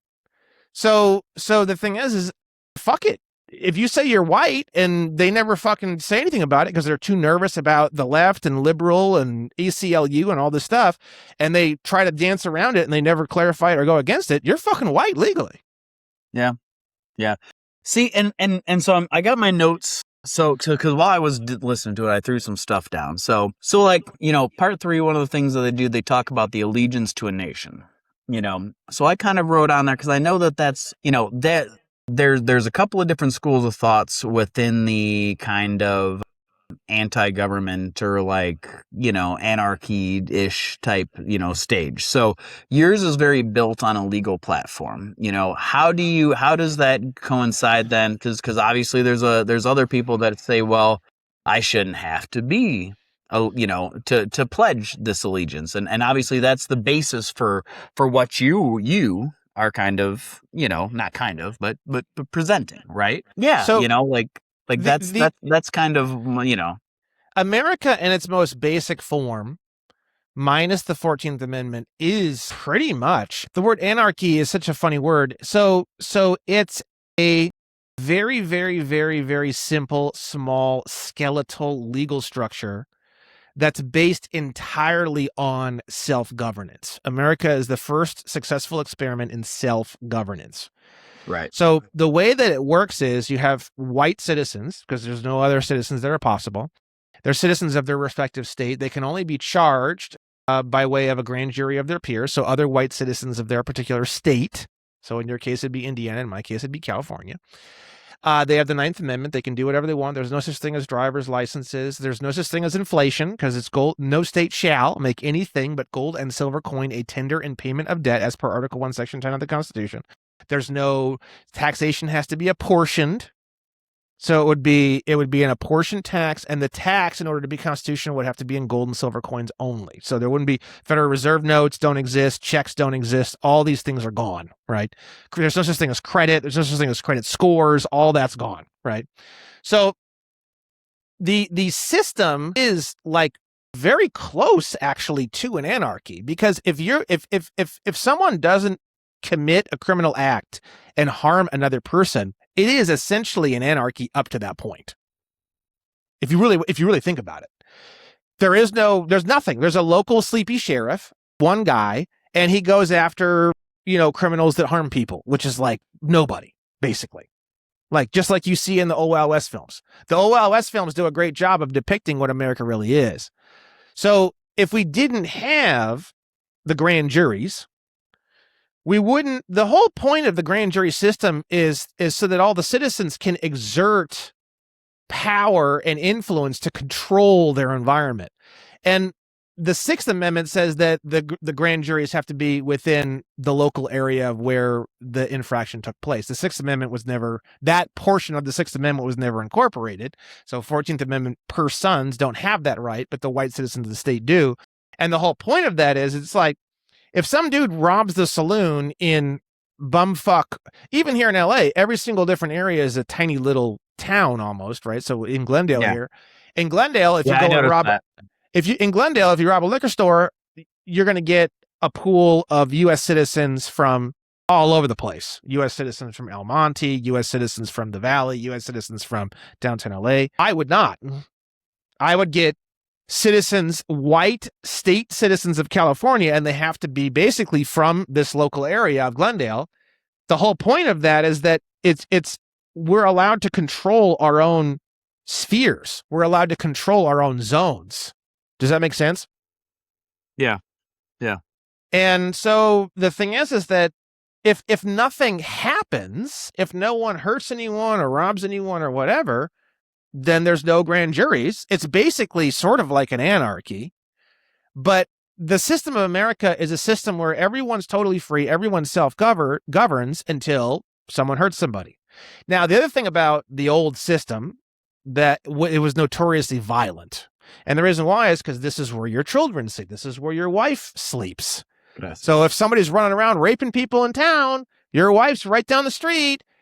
It was notoriously very violent. So just hang everybody was pretty much the solution to like basically everything. Everyone got hanged, right?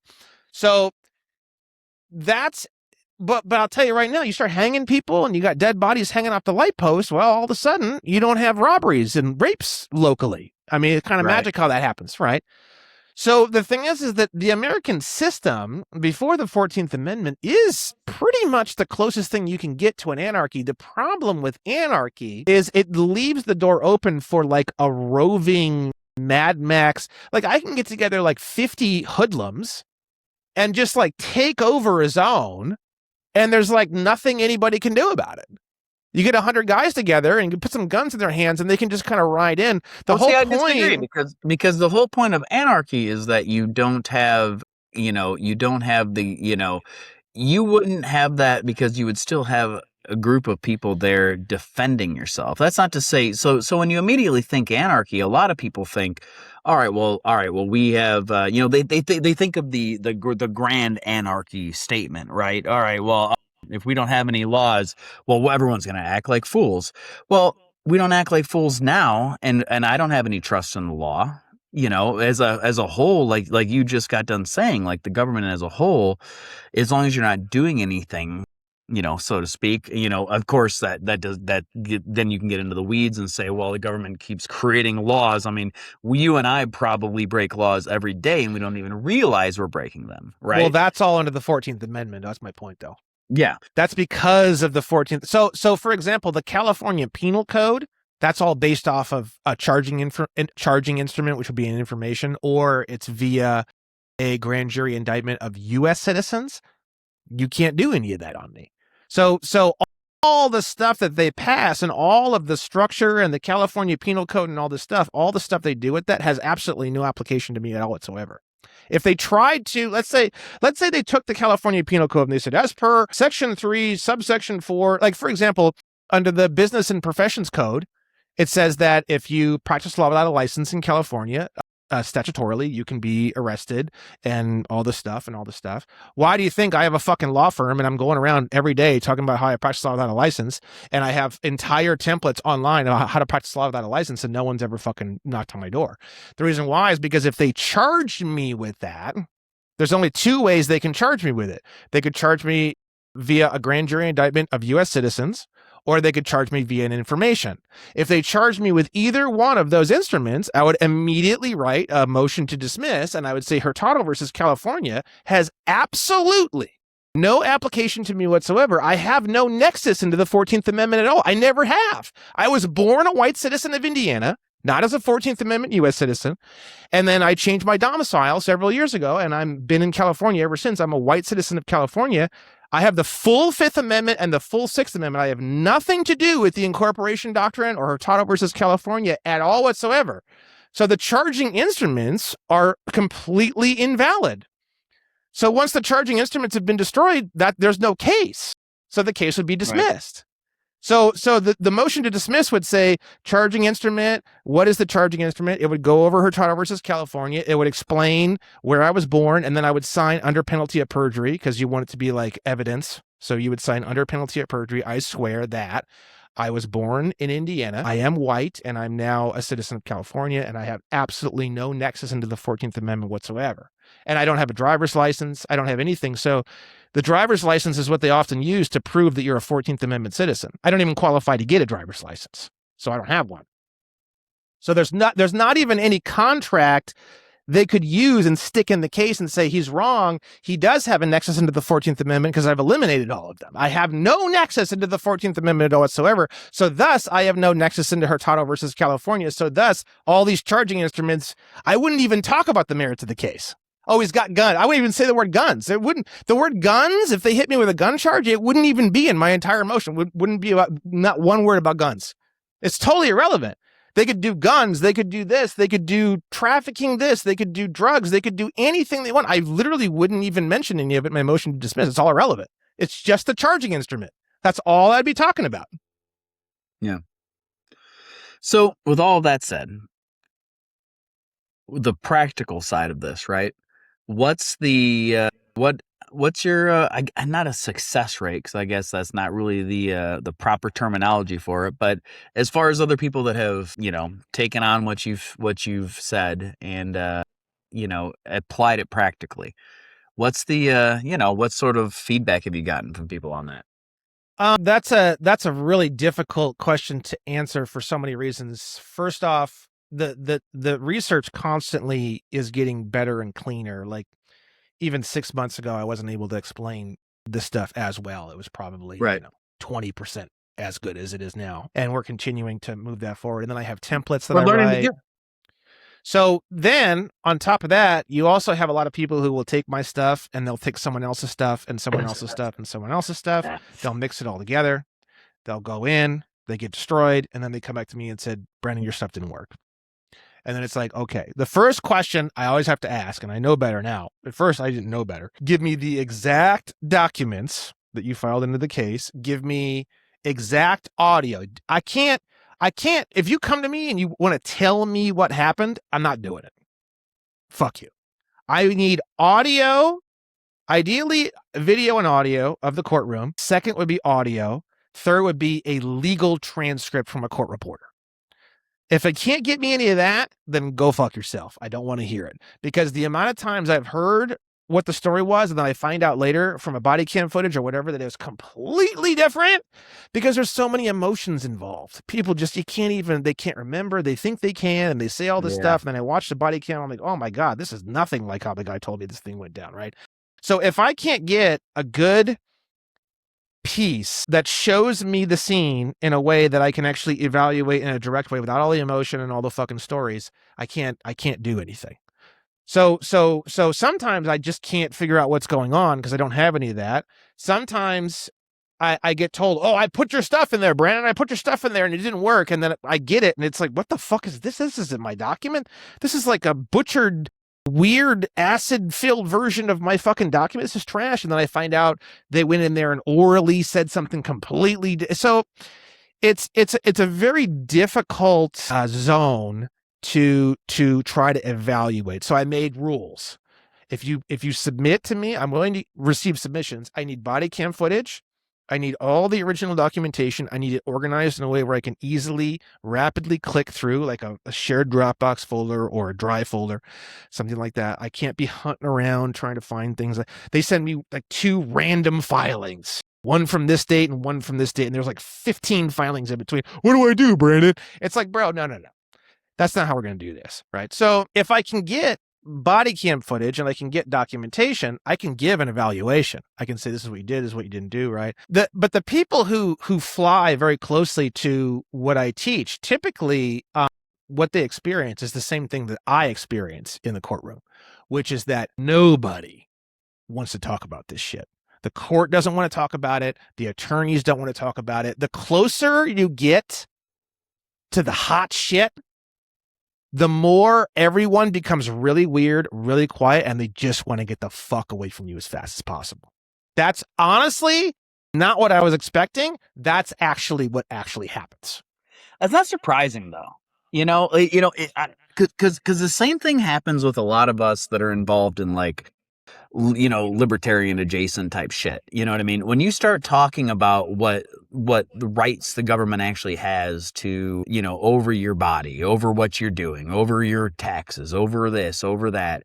And you realize that it's basically just been built around a bunch of lawyers and a bunch of people that, created this whole structure. And if you really break it down, like, a lot of the shit that happens shouldn't be.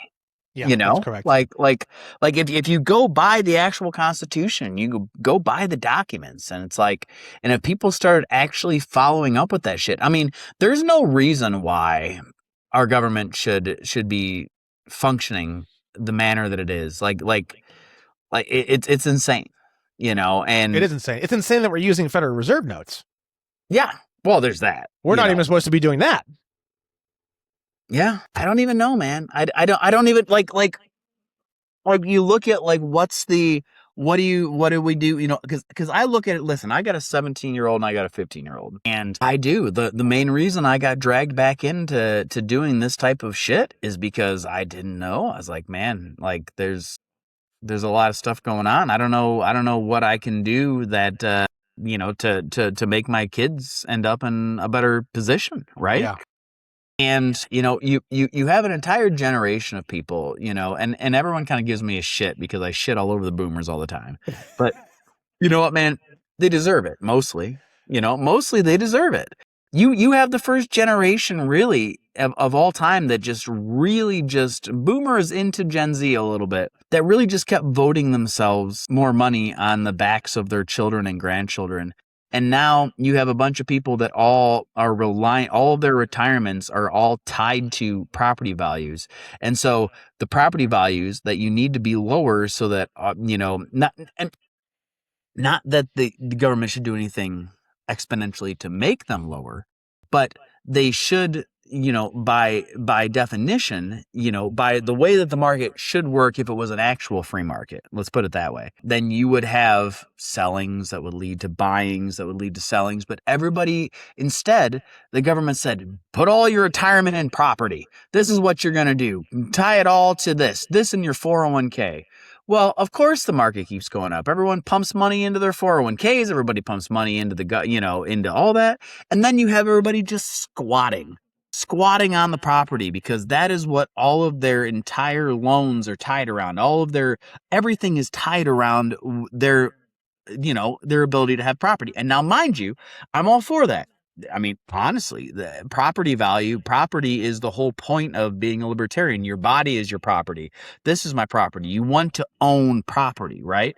But you also then, as you get older, naturally, back in the day, you would retire to a smaller piece of property, or you would sell it to your children and then go live somewhere else. All of these, you have this whole generation that worked their way through and said, yeah, we're going to do this, we're going to do that, we're going to add all these extra taxes, we're going to make it so that we can just squat on this shit, right? And again, don't get me wrong, that's your shit.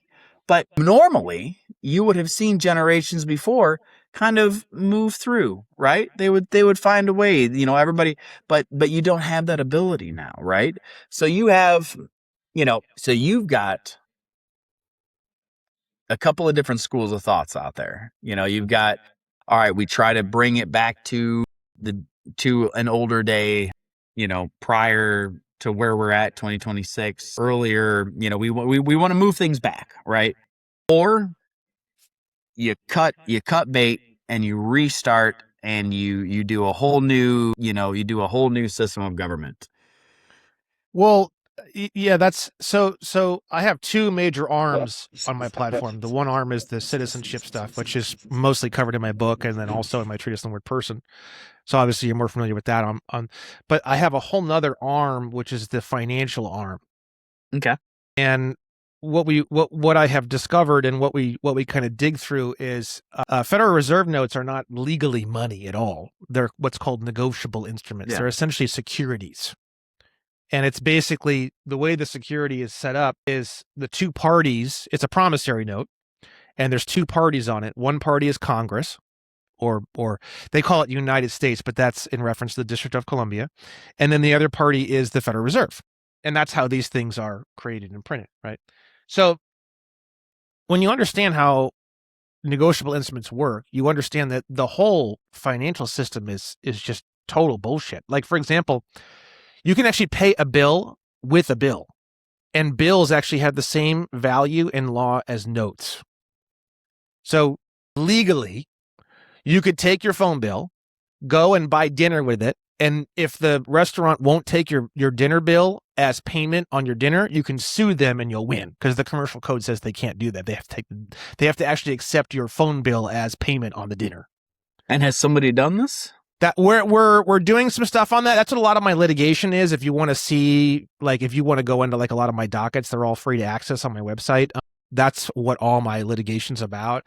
Okay. That is obviously a very slow, difficult train, and the courts try to derail me at every single instance. And I understand why. I'm not anti-government. I understand why they don't want to have this conversation, because once they do, the entire economy collapses.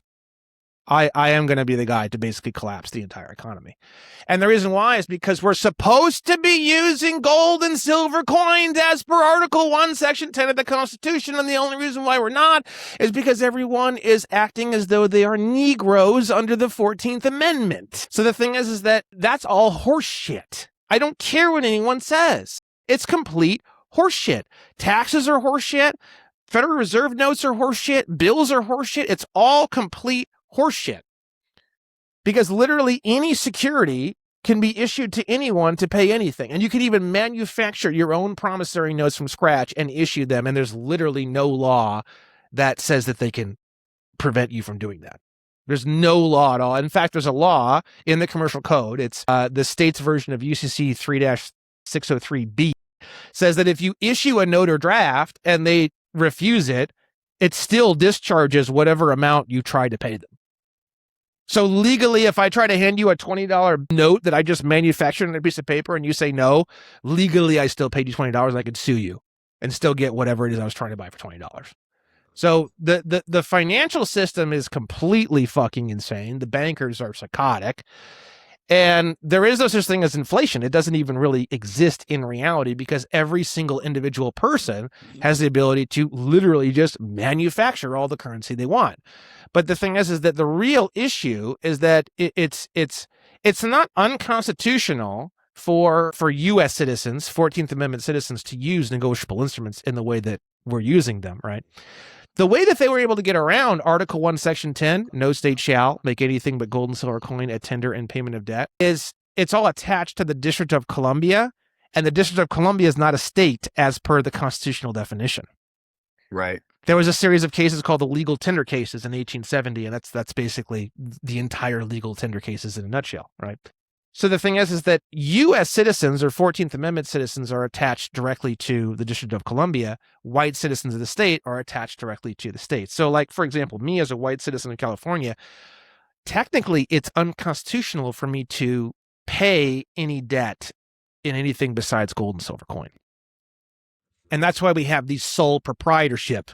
That's why the sole proprietorship was created. The sole proprietorship was created because the only way that I can pay any debt without gold and silver coin is via my sole proprietorship. So I have to use the sole proprietorship to do absolutely any transaction with like credit or checks or Federal Reserve notes, because legally it's unconstitutional for a white citizen of a state to not follow Article 1, Section 10. So the Constitution has everything we've ever wanted and ever needed. The problem is not that we need a new government. The problem is we need to go back to our government. That's the problem. Yeah. and that's the again, it's kind of where the two kind of levels go is like, well, we need to go back to this, and then the other side is, well, we have it. We know what we're supposed to be doing, but we're not doing it. So what's the next, I guess that's then it becomes like a what's the next step type deal. I mean, you've got a lot of people, different people doing different things, right? You've got the Tucker Carlsons of the world that are trying to fix the issues within the two-party system, right? You've got That's people never going to like happen, me. by the way. That's It's impossible. never going to happen, But go ahead, obviously, continue. Yeah. without a doubt. You've got people like me that are on the outside saying, well, we can try to add a third party and fix it by having third party independent views and things like that. And even I know that that's a tough one. I know that there's I think there's been a lot of very positive momentum going in that direction. And I hope that I would prefer that be the case, right? If I the would third prefer party, that. if the third party was white citizens of a state and it had nothing to do with the 14th Amendment, that might be workable. If not, I don't see how it's workable. Now, there's pros and cons to that. The pros is you wouldn't need to do any registration. You don't need to register to the federal government. You would have absolutely nothing to do with you could do anything you want. You could run ads. You could say whatever the fuck you want. And there'd be no federal regulation over you if you were running as a white citizen of Indiana.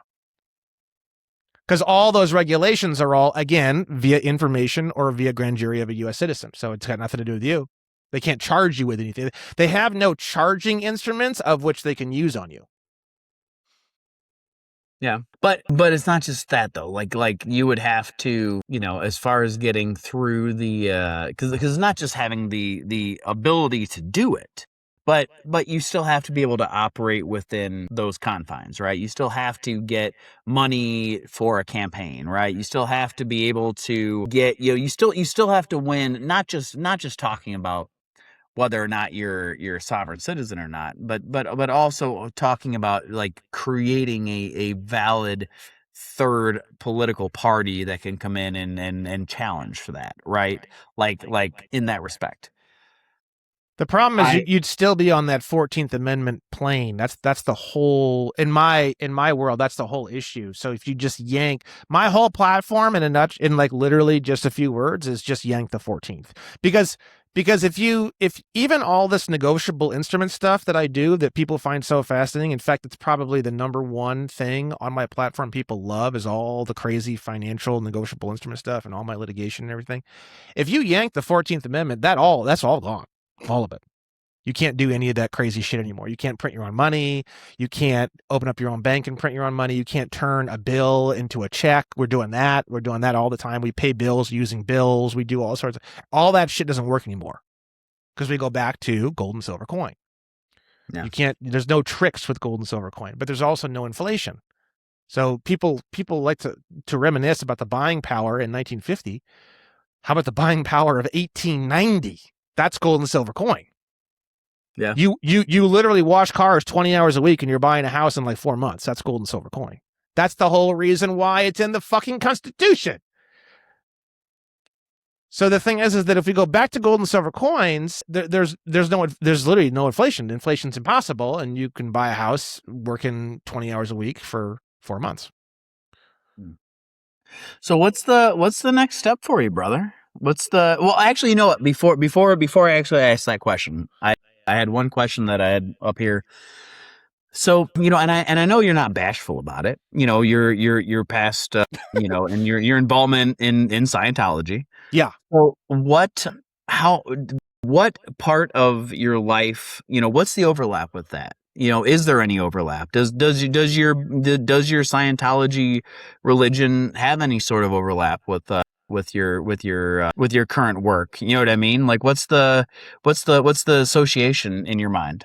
So in Scientology, we have this really, really strong, like, I guess you can call it a religious custom, where whenever we come up against a word or phrase or symbol that we don't understand when we're reading something, we will go into the dictionary, and there's a whole kind of process that we do. We find typically the definition that applies in the context.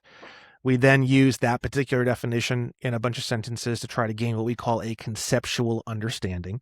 Then we go to the first definition and we clear that one. And then we go to the next one and the next one, and we clear all the definitions that are available to us in the dictionary. And then we go to an etymology dictionary and we study the entire historical track of the word, spreading all the way back to however long. And it's not like we're sitting there in the etymology dictionary for hours and hours and hours. We just usually just brush over keywords, it. And shit. It might be like a paragraph, and it's just kind of like a little story about the word. And that's kind of, it gives kind of like a story backing to like a very like mechanical definitions up front, and then kind of like a fun like storyboard in the back. And that's kind of what we do. And so when I left Indiana, that's why I left originally, was to go and join Scientology in Chicago. So I started to clear up words, like literally religiously. You say the word, but in my case, literally religiously since 2006. And, I've probably cleared words in that fashion, hundreds and hundreds and hundreds and hundreds and hundreds of thousands of words. And I had been doing this so I started doing all this legal stuff in 2021. So by 2021, I had been doing all this for like 15 years. So when I started picking up all the legal stuff, it's just like natural. It's literally like walking around or sitting in a chair. You just start clearing up all the words. Well, no one else does this in the legal space. No one else really does this anywhere, but in the legal space, it's extremely egregious. So I just started clearing up all the words to everything in the legal space. And that's basically how I wound up here. I mean, in an extremely, extremely kind of simple explanation, it just kind of, the glove fit. It's like O.J. Simpson, bro. Literally, it was just, I'm not kidding. I mean, you can say I almost sort of kind of fell into it, as strange as it is to even say that. But that's, but what happened is I was fighting the employment development department. They were coming after a landscaping company that I had. And that's kind of how I got into all this. And then obviously when I started looking into it, it was just out of sheer terror of the EDD, but I was still clearing up all my words because it's a religious thing to clear up my words. It's not like an optional thing. It's not like it's not an obligation necessarily. It's literally just what I habit. Do. That's what I do. That's what I do. Yeah. You give me something, I don't understand a word, I'm in a dictionary. Nothing you're going to say is going to change that. I'm not like scared if I don't, I'm going to get in trouble at my church. It's not like that. It's just, that's what I do because I want to understand whatever. If I'm going to pick it up and I'm going to read it and I want to understand it, I'm going to clear all the words in the dictionary, period. If I don't want to understand it, then I just won't read it. But if it's in my hand and I'm reading it, chances are I want to understand it to some degree. That's enough. I'm clearing all the words. There is no in between. If I don't really care, I'm just not going to read it. If I care, I'm going to clear all the words. Period. If it takes me 9 hours, that's what I'll do. If I start reading something and I clear some of the words and I'm like, fuck, this is not even worth my time, then I'll just stop reading it. I just won't read it. But I started doing that in the legal space. And before I knew it, I just started uncovering a lot of things. And one thing led to the next. And you know how the rabbit hole goes. Mm-hmm.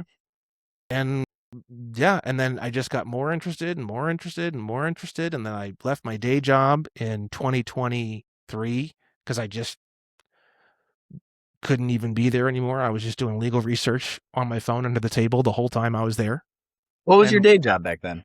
I was the office manager for a dental office, Dr. Paul O'Malley's dental office. And I thought so. I thought you were involved. I thought you had an involvement in the dental, That's like most of my adult life is either working for my church, working for Scientology, or working for dental offices. Super random. Yeah. That's my whole adult life up till this, right? But that's basically, if it wasn't for Scientology, I definitely wouldn't be doing this. Absolutely no question about it.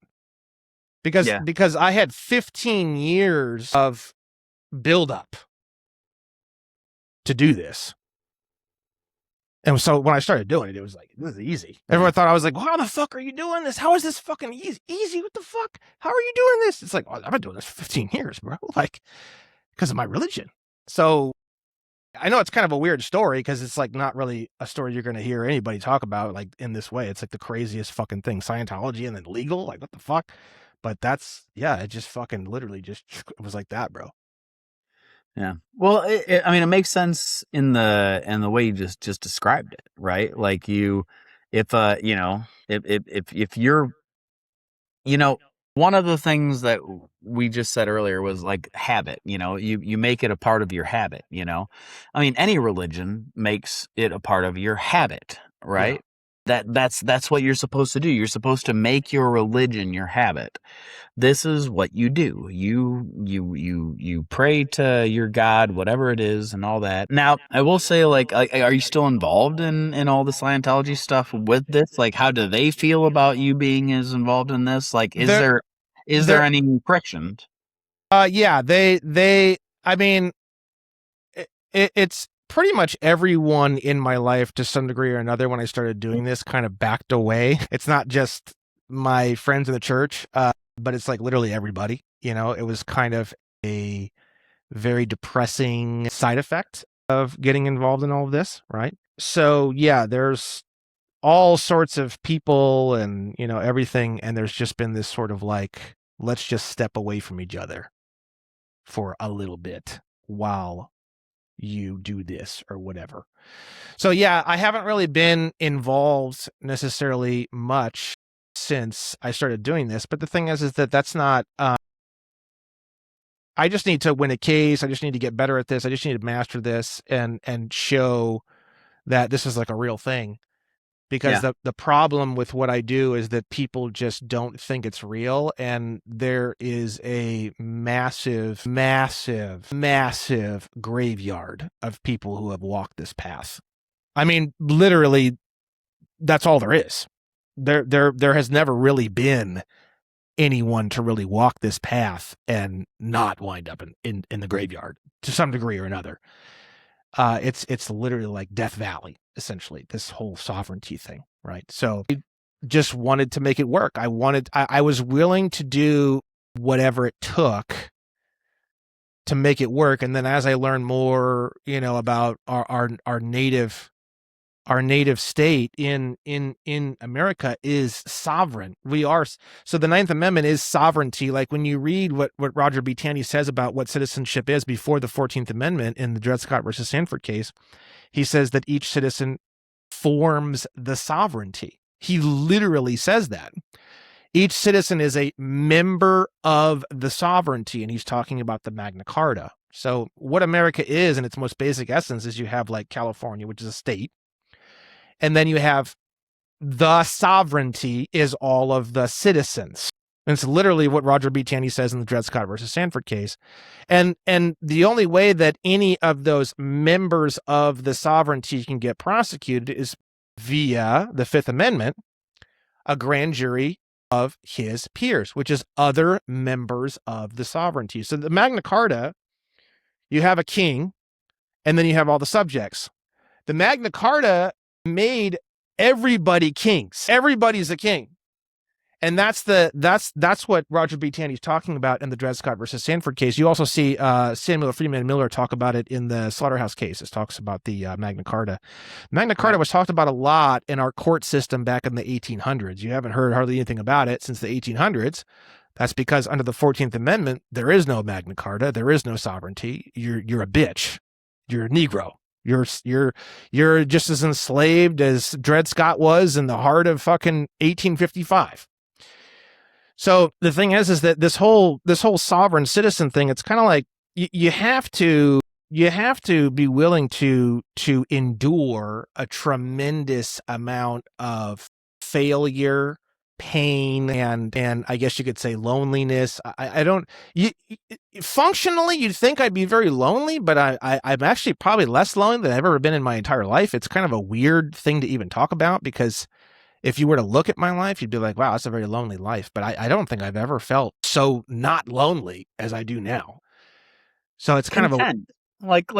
I feel like loneliness is only a part of the description of content, right? yeah. Are you, just because you're alone doesn't mean you're lonely. Some of my best times is when I go out on the kayak and I'm out by myself and I get some good time to just sit and think. It's like that. It's like I'm in California. I got a motorcycle. I just love this legal stuff, man. And I want to see, it's just like you with your kids. I don't want this country to go down in flames, bro. Like, it's all I think about. Literally, it's like all day, every day, all I think about is like, I got to do something and I got to do it now. And that's kind of what has been fueling everything. I mean, I've probably put over 15,000 hours into the shit that you're reading on my platform. That book's got at least 12, 13, 14,000 hours worth of background research to build up to writing that book last year. So I am 100% willing to die for this. Absolutely. If you put a gun to my head and you said, shut this down or you're dead, I'll cock the fucking thing for you. There's no way, bro. Absolutely no. Yeah. No one, if everyone left me, if I was the pariah, if everyone on the planet treated me as though I had leprosy and I had no platform, I'd still be doing this. If I was on a fucking park bench, I'd be doing this. Yeah. Yeah. I get it, man. It's a passion. It's the purpose, you know? It's the it's so funny that there's so many people that are out of our area, right? That are doing, you've got Rich out in Vermont that's doing all kinds of really cool shit. You've got Ferber. I don't know if you remember Rich Ferber. He was in our grade, yeah, but he's doing a lot of cool shit out there in kind of like the independent campaign, area. Like there's a lot of people. It's funny how many people have come out of our kind of general orbit and are doing great things. I love to see it, man. I've loved watching your shit over the years, dude. It's been so fun watching you do this and me not really knowing exactly what it is. I was like, it's like anything else. You get a little bit of some stuff and I'm like, all right, what is it? What the fuck's Brandon doing? Let me see. And you get on there and you kind of look and you're like, all right, I kind of half-ass understand this. I got the general idea, right? Like I'm, he's kind of in the sovereign citizen, kind of field. Like I follow a lot of that shit. I follow all of the, the sovereign citizen, I know my rights and nothing makes me more annoyed when you hear the cop and they're like, oh, you're one of those sovereign citizen people. Like, yes. You mean just a regular an American? Yeah. Oh, you mean a white American? No, sure. Well, that's the truth. That's the legal truth. But do you want to say that? I guess sure. I get it. Yeah. But yeah, like yeah, of course. And the thing about it is that's again, I always go generational with that because usually the ones saying that are like the ones that are older. They're the boomers. And I have a lot of cop buddies that are, I haven't even posted it yet, but I had a really good conversation with Marcus, who's a cop, Marcus McDowell. Again, oh, wow. Okay, Marcus, yeah. Yeah, we had a really good conversation because a bunch of stuff had gone on online, so we had a good conversation about it. But like even he says like on there, like, none of us want to go on here and, none of us become cops so that we can be dicks. We do it because we want to be good people and all this other stuff. And I feel like some of that's generational. Like there are, you don't see as many people in their mid 30s or 40s and below, rather, even, that are saying, we've got to, that you shouldn't be a sovereign citizen. That's like, no, like, come on, man. Like this is what it is, right? The entire basis of American citizenship up until the Civil Rights Act of 1866, which became the 14th Amendment, was you are a sovereign citizen. And the only way that you can be prosecuted is by a grand jury of other sovereign citizens. And if you are not white and you aren't a citizen of the state and you haven't sworn your life to the Constitution, you literally have no rights. There was no deportation back then. You couldn't own anything. If a white man just wanted to literally just grab your fucking bicycle and walk off, you had absolutely no legal recourse. If we didn't deport anyone back then, if you're black and you want to stay here, be my guest. There was no deportation, but you're treated like literal complete trash. It's kind of like, why would you want to be here? It's kind of like deportation was natural. Like, why would anyone want to get treated like that? So they just leave. So we didn't have deportation before 1850. It was just like, if you were driving a car and a white guy wanted to just walk up and you were black and he just pulled you out of the car and took your car and drove off, you had no legal recourse. Zero. Yeah. Yeah, that's crazy, man. That's America. And I'm sorry to say it, but that's, people are complaining about this and this and that and racism and white privilege. Bro, these liberals, I love talking to liberals, man, because they say white privilege and I'm like, oh man, if you only knew. It is hundreds of thousands of times beyond what these liberals think white privilege. I mean, white privilege is literally, I can go up to a fucking Mexican, rip the shirt off his fucking body, punch him in the mouth, and there's absolutely nothing you can do about it. Dead serious. Dead serious. You can shoot him. You can just shoot him, walk away. Nothing anybody can do about it. That's actually the level of white privilege that we have in America. Now, would that actually happen in real life? And then would you get arrested? And then would you need to file motions? Or don't even worry about getting arrested. Fuck? You grab a guy, punch him in the face, and then they shoot you. I mean, there's obviously I'm saying just strict legal. And then obviously you would have to go and then defend yourself and all. I'm just saying, white privilege, this entire country. So America is a rebellion project of white Christian Europeans against other white Christian Europeans. And even in the Dred Scott case, Roger B. Taney says that when they say all men, basically, like, even the Declaration of Independence and the U.S. Constitution are literally, when they say we the people, they're talking about white Christian Europeans. And that's why if you go and you read the Naturalization Act of 1790, which was our very, very first naturalization document for people who wanted to naturalize here in America, you had to be what's called a free white person. The legal definition of a free white person was pretty much European. Just because you have white skin, if you're not from a European country, it was kind of iffy if you were considered a free white person. And then, well, now let me ask you real quick, just before you go any further. Now, with you not being a Christian, does that affect your white status? So they talked about that way back in the day, about making Christianity part of the definition of citizen, and they ended up getting kind of close to doing it, but they decided not to do it because they did want to separate those two things out, but the Christian backbone of the country is extremely deep. For sure. It never really fully spilled into the legal space. They did want to separate that out, but like, for example, if I was president and I was going to rewrite all the naturalization laws, I would probably implement a lot of Christian ideals into the naturalization laws. Not the God stuff, though. I'm talking about secular things, like treating your parents with respect and treating other people like you'd want to be treated. I'm talking about the simple, basic, everyone. Right. The Christian white ideals that are not strictly religious, but they're just common sense type stuff, right?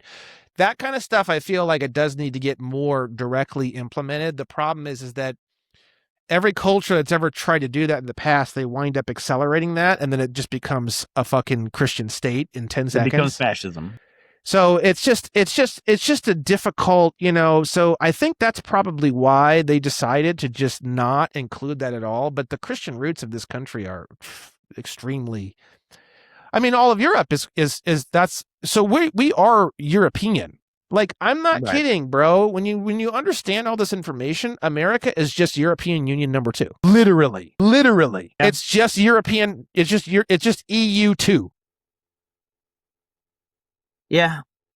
That's all it is.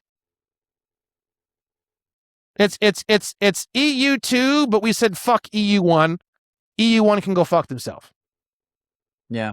That's America. Well, I mean, you go all the way back from the Federalists versus the Anti-Federalists, and there was a time when I identified more with the Federalists and the Alexander Hamiltons and all that, of having a solid, the difference between the United States with a big U and a small S versus a small U and a big S. Yeah. Right. That's the difference, right? Is United States versus United States.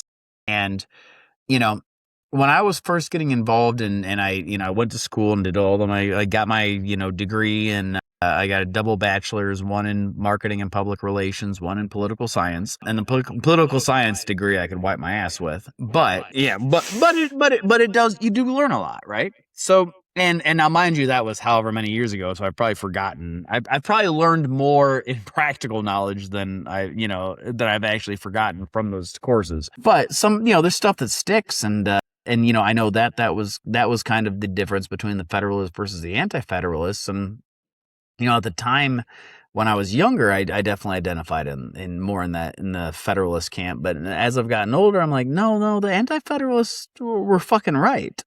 Like you don't need or should have, I mean, everybody that's in the No Kings rallies and all this other shit, like, no, I get what you're saying.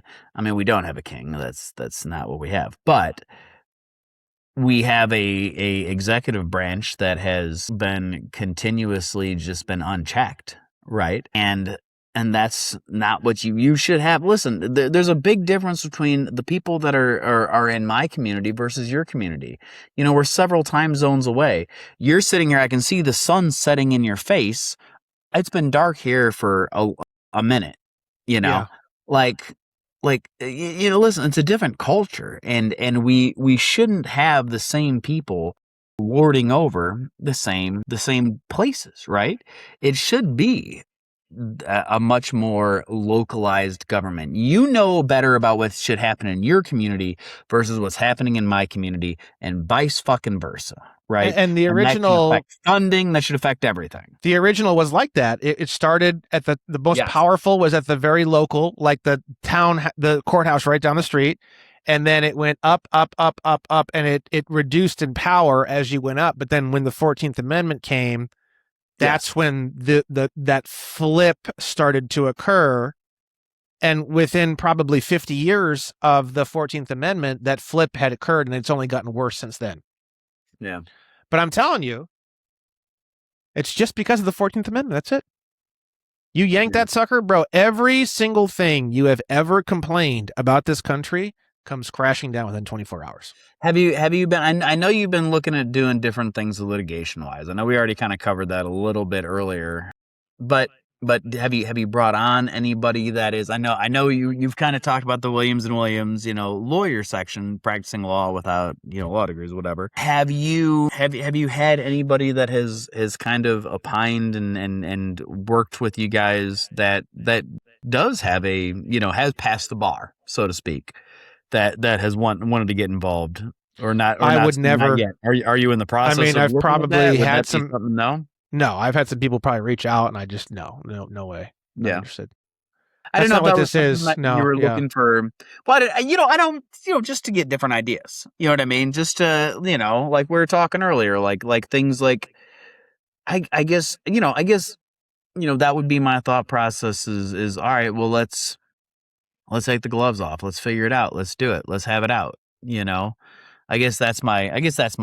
The my war overall. against the 14th Amendment is not a legal war. It's an ignorance war. Because once enough people understand what the 14th Amendment is, they'll demand that it be destroyed. It doesn't require lawyers. It's not going to require any legal work. All my legal work is all in the financials and negotiable instruments. It's not about this stuff.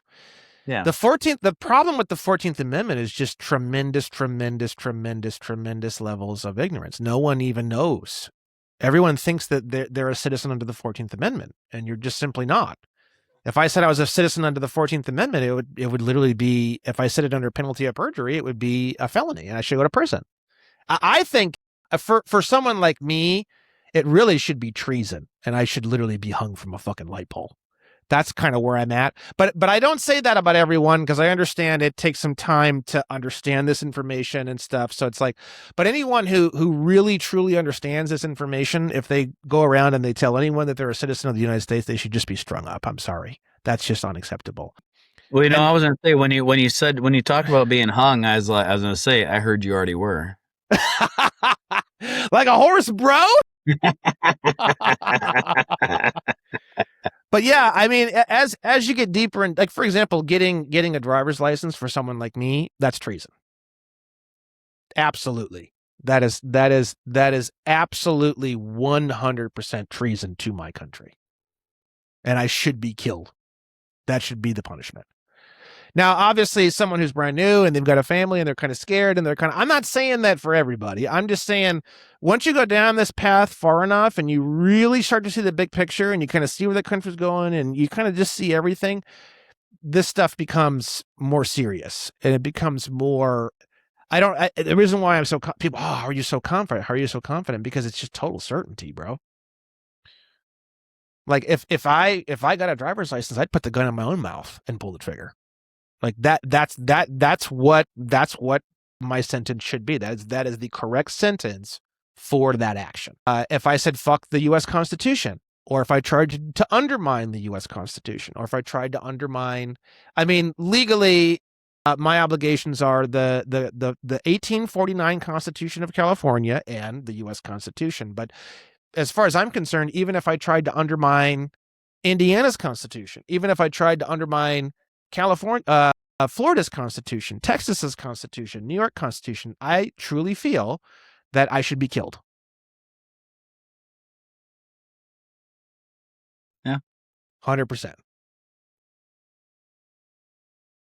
So what's the next step? I know, what are we, I know we're coming close to, I don't know, like we're coming close to the end of, I'm feeling at least like the end of, the line. What's the, we've got Branham Joe Williams. We've got, you've got the keys. Here you go. What do you want to do? Well, it just comes, like I said, it just comes down to getting the word out, getting the knowledge out, like getting on a lot of like big shows, talking more about this. It's growing at such a fast rate, and because it's growing at such a fast rate, and because so many people are looking at this kind of stuff and looking at this kind of information, they are worried about where the country's going and stuff like that. I don't see this country going off a cliff. I really don't. And a great example is July 4th. In LA, they said no fireworks. If you do any fireworks, we're going to come to your house and arrest you. And man, people were blowing up their fucking houses out here, bro. I saw the pictures. See? The whole fucking Los Angeles area was just fucking. And I'll tell you what, cool. Los Angeles, I'll tell you what, Indiana has more patriotism in a local gas station in Hebron than all of LA combined. I'll tell you. Right. So I'll tell you, it is pretty shocking because you cruise around, you drive around here, you don't see a lot of that, to tell you the truth. But the thing is, it's there. It is there. We still have a lot of that. Our heart and our soul is still very much intact in this country. And I just don't, if the heart and soul of our country was like train tracks, and you ask me, do we have enough train tracks to get to a good place? I'm totally positive that we do. 100%. I have no qualms about that whatsoever. Now, are we going to experience some crazy, uncomfortable bumps along the way? Yeah, I think that's going to happen. If you yank the 14th Amendment, every non-white person has no citizenship. And we could go back to white man punching you in the mouth and taking your bicycle, not a goddamn thing you can do to it in 5 seconds. I am personally going to do what I can to try to figure. That's really, like, to me, that's the only real issue we have. Because every other issue is just yank the 14th Amendment. It all goes away. The only issue we actually really have, and I know it's kind of strange to hear this for a lot of people that are not familiar with the legal end, is we just have a racial issue. That's the only issue we really have. And the racial issue is when we yank the 14th Amendment, what do we do with all the non-whites?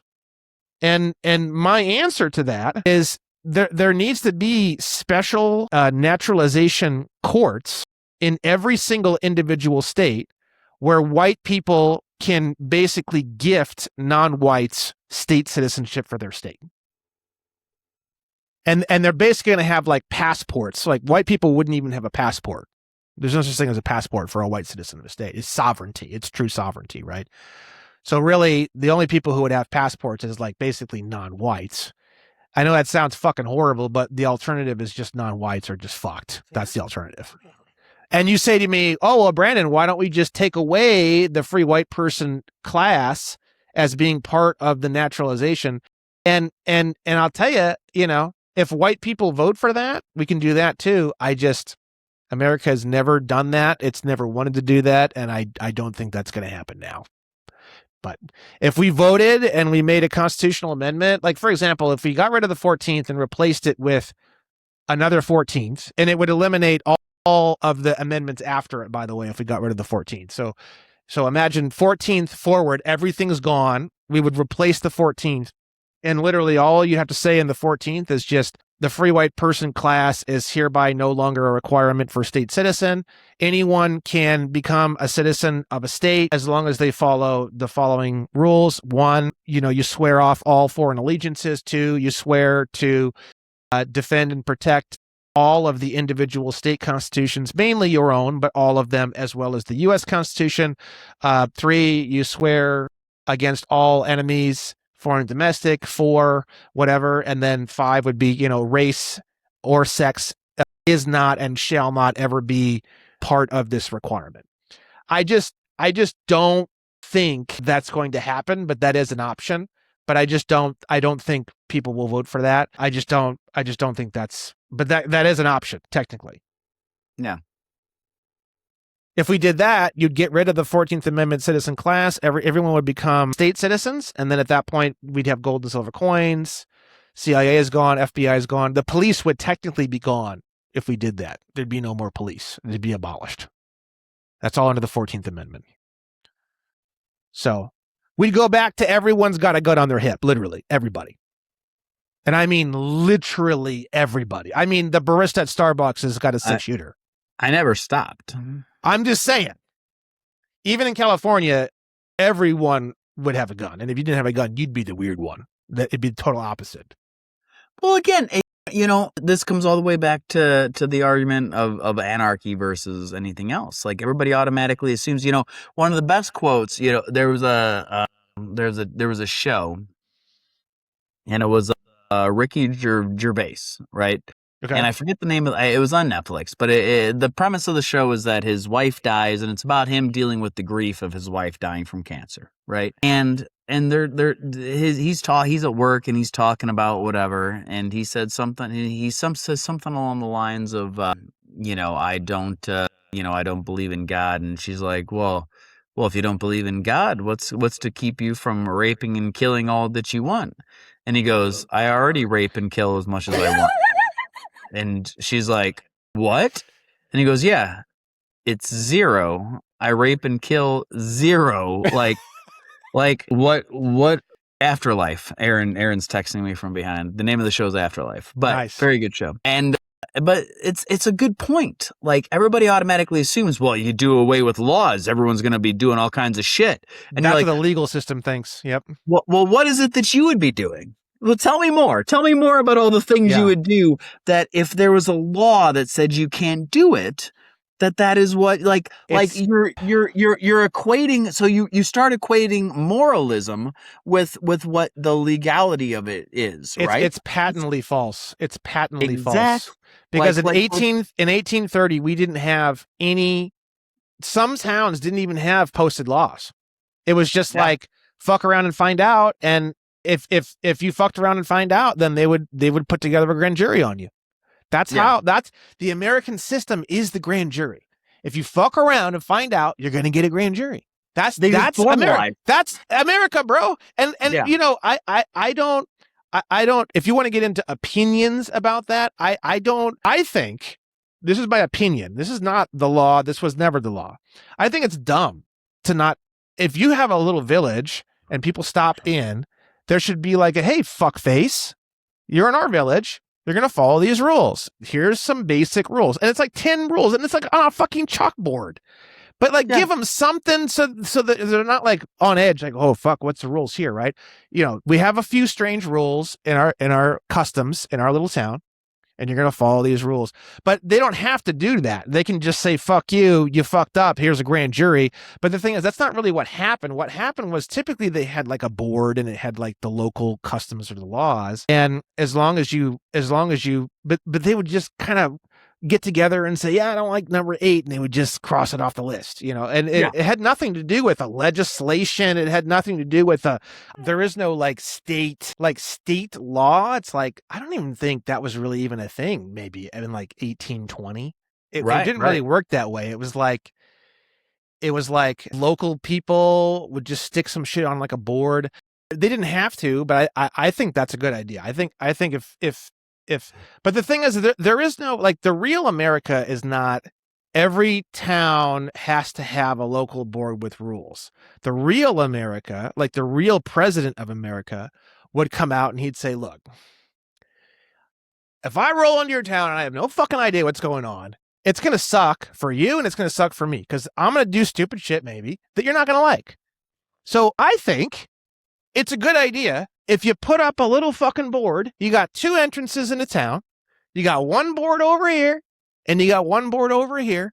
And every month, double check it and just make sure everything on there is what you guys like, And I think it would help out the country, and I think it would help out relations and travelers and stuff like that. But it's not like, fuck you, you have to do it. Right. That's not what America is. No. Well, and here's the thing about it. It's, the reality is, I go to a lot of parts of this fucking country. I do a lot of traveling, right? I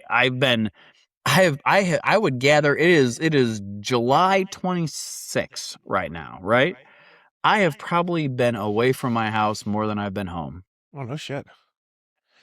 I go everywhere, dude. I do a lot of traveling for work. And I don't mind that, actually. I love it. Eventually we're going to get to a point where the kids are going to graduate and they're going to go and do their own lives. And I told Aaron, I'm like, to me, the long and, if I can get just a few more big main accounts, I'm like, you quit your job and just come, even though come to California, bro.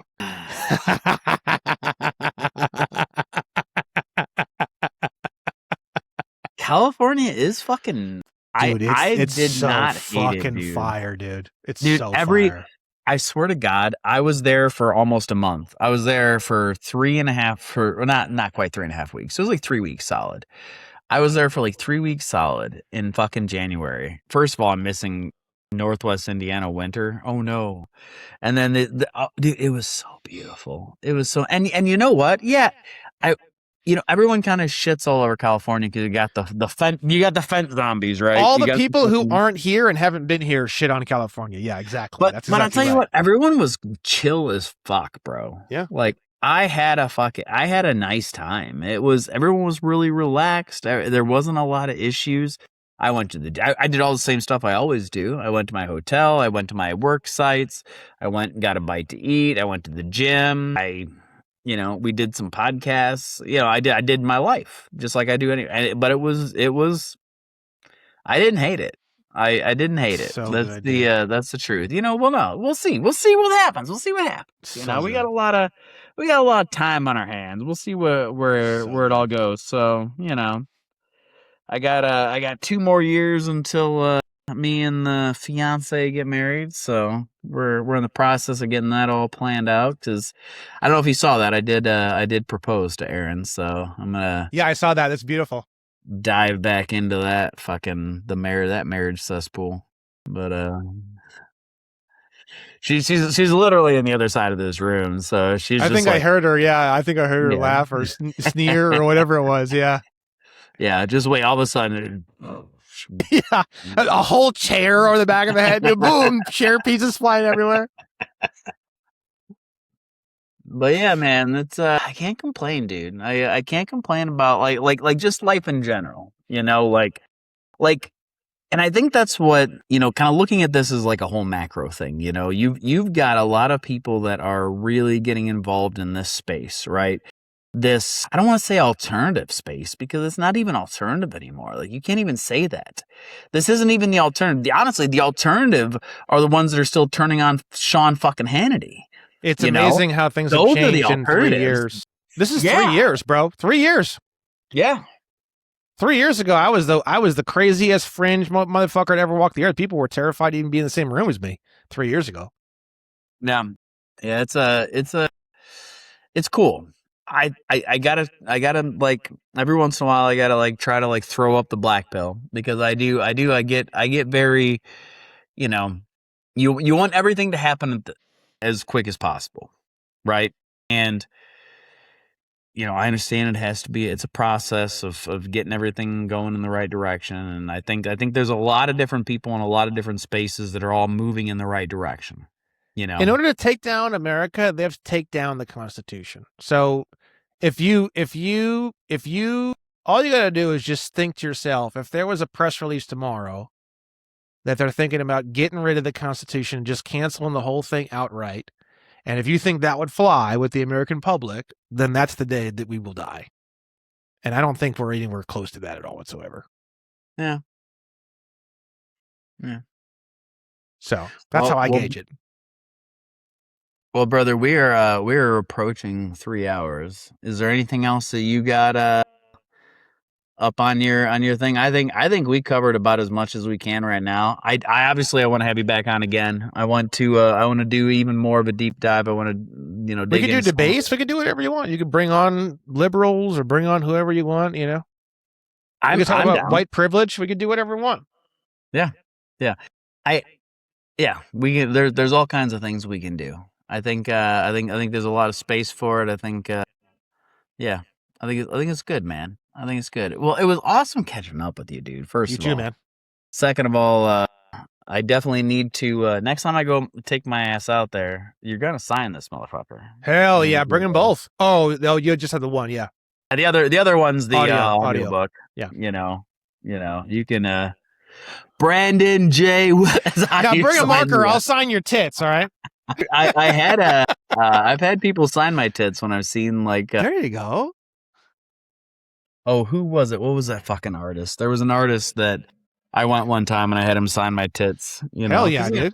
Like, listen. I do a fair amount of work on these. So I do you can see him popping. You see him popping? Yeah, dude. Look at you, bro. Yeah, I see your old. I remember your old fucking deadlift post, man. I was like, he's like serious, dude. You were like a power lifter there for a minute, or you still are, or something? I still do it intermittently. I was gonna say because I don't see it as much now, but for a while there, I was like, God damn, bro.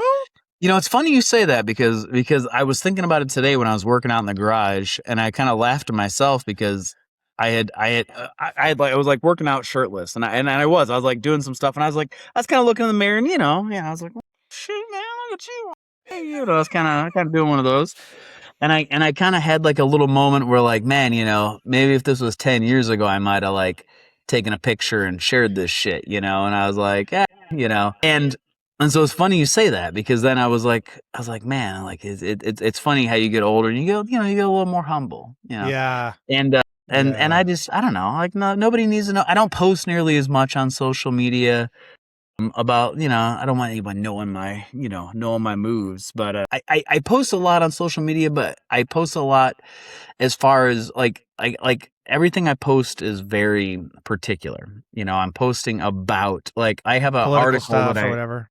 Yeah, I have an article I wrote about flock cameras that I'm gonna post here soon. I've had it sitting in my queue for a minute, and I think there's a lot of intellectual people that are doing a lot of things right now that are all going to reach.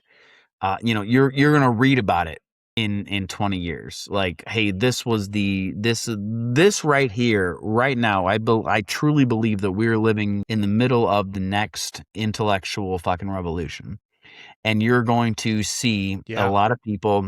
And you're going to read about it, and people, my kids' generation would be like, man, our grandparents really fucking, towed the line when it was important, and I think that's what we're doing right now. We're towing the fucking line.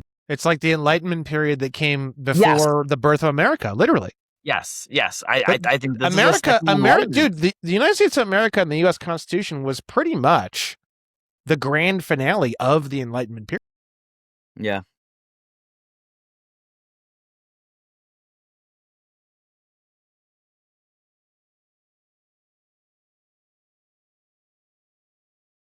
That is what the U.S. Constitution is. Yeah, because a lot of the basis of our stuff came from a lot of the French Revolution shit too. Vattel's Law of Nations is literally the entire nervous system and spinal system of our entire country. Yeah. It's not legal precedent necessarily. I mean, it is because they talk about the Law of Nations 80 million times in the 1800s. So you can go back to those cases and you can pull those quotes and use those as case law. But when you just say by itself, just Law of Nations in the courts, they don't really recognize it as case law, which is complete horseshit because it's literally the basis. Like Blackstone's Law of Nations, like that's literally the core of everything. And we pretend as though it's not in our legal system, which is a complete mistake. Because it is. It is whether the courts want to say it is or it's not doesn't change the fact that it is. The Law of Nations is the backbone of everything. It just is. Yeah. Yeah. Fuck yeah, brother. Well, hey, it was great catching up. I'm gonna let you get back to it, and yeah, we'll touch base here soon. I'll get this edited up. Well, today it's 10 o'clock Sunday night my time. I got some shit to do, so it'll probably be posted on Wednesday. I'll probably have it posted on Wednesday. I'll get everything edited up and done up in the next 2 days. And can you share and send me a copy of it to put on my channel too? Without a doubt. Thank you so much. That'd be great. I can send you a copy to download, and you can just upload it because I think you use Riverside, don't you? Yeah. For your stuff, yeah. So that should be. There's like a little share link, and then you just send it to me, and then I can go in there, right in Riverside, and download it. That'd be great because I'll put it on my channel, and then I'll put a link to your channel on the video description or your website or whatever you want. Yeah, I appreciate that, brother. Well, hey, thank you so much, man. I love you. I can't wait to fucking come out and see you in California sometime soon. You know. Well, see, you don't need. I don't know if I've seen in any of the other. If you hit stop, I can make sure it uploads before I go too. Oh yeah. Well, I can see you're at 99%. Oh, okay, okay, good. What were you saying? You were saying? Yeah, we've got good. Well, I was gonna say, so we always close out the podcast. We always close it out by saying, "I'm so and so, I'm so and so, and we are disenfranchised." So I don't know if you want to, adhere to the disenfranchised, kind of thing. So I'm Travis Gearhart. I'm King Picklefuck the Third. Oh. And we are disenfranchised. Disenfranchised.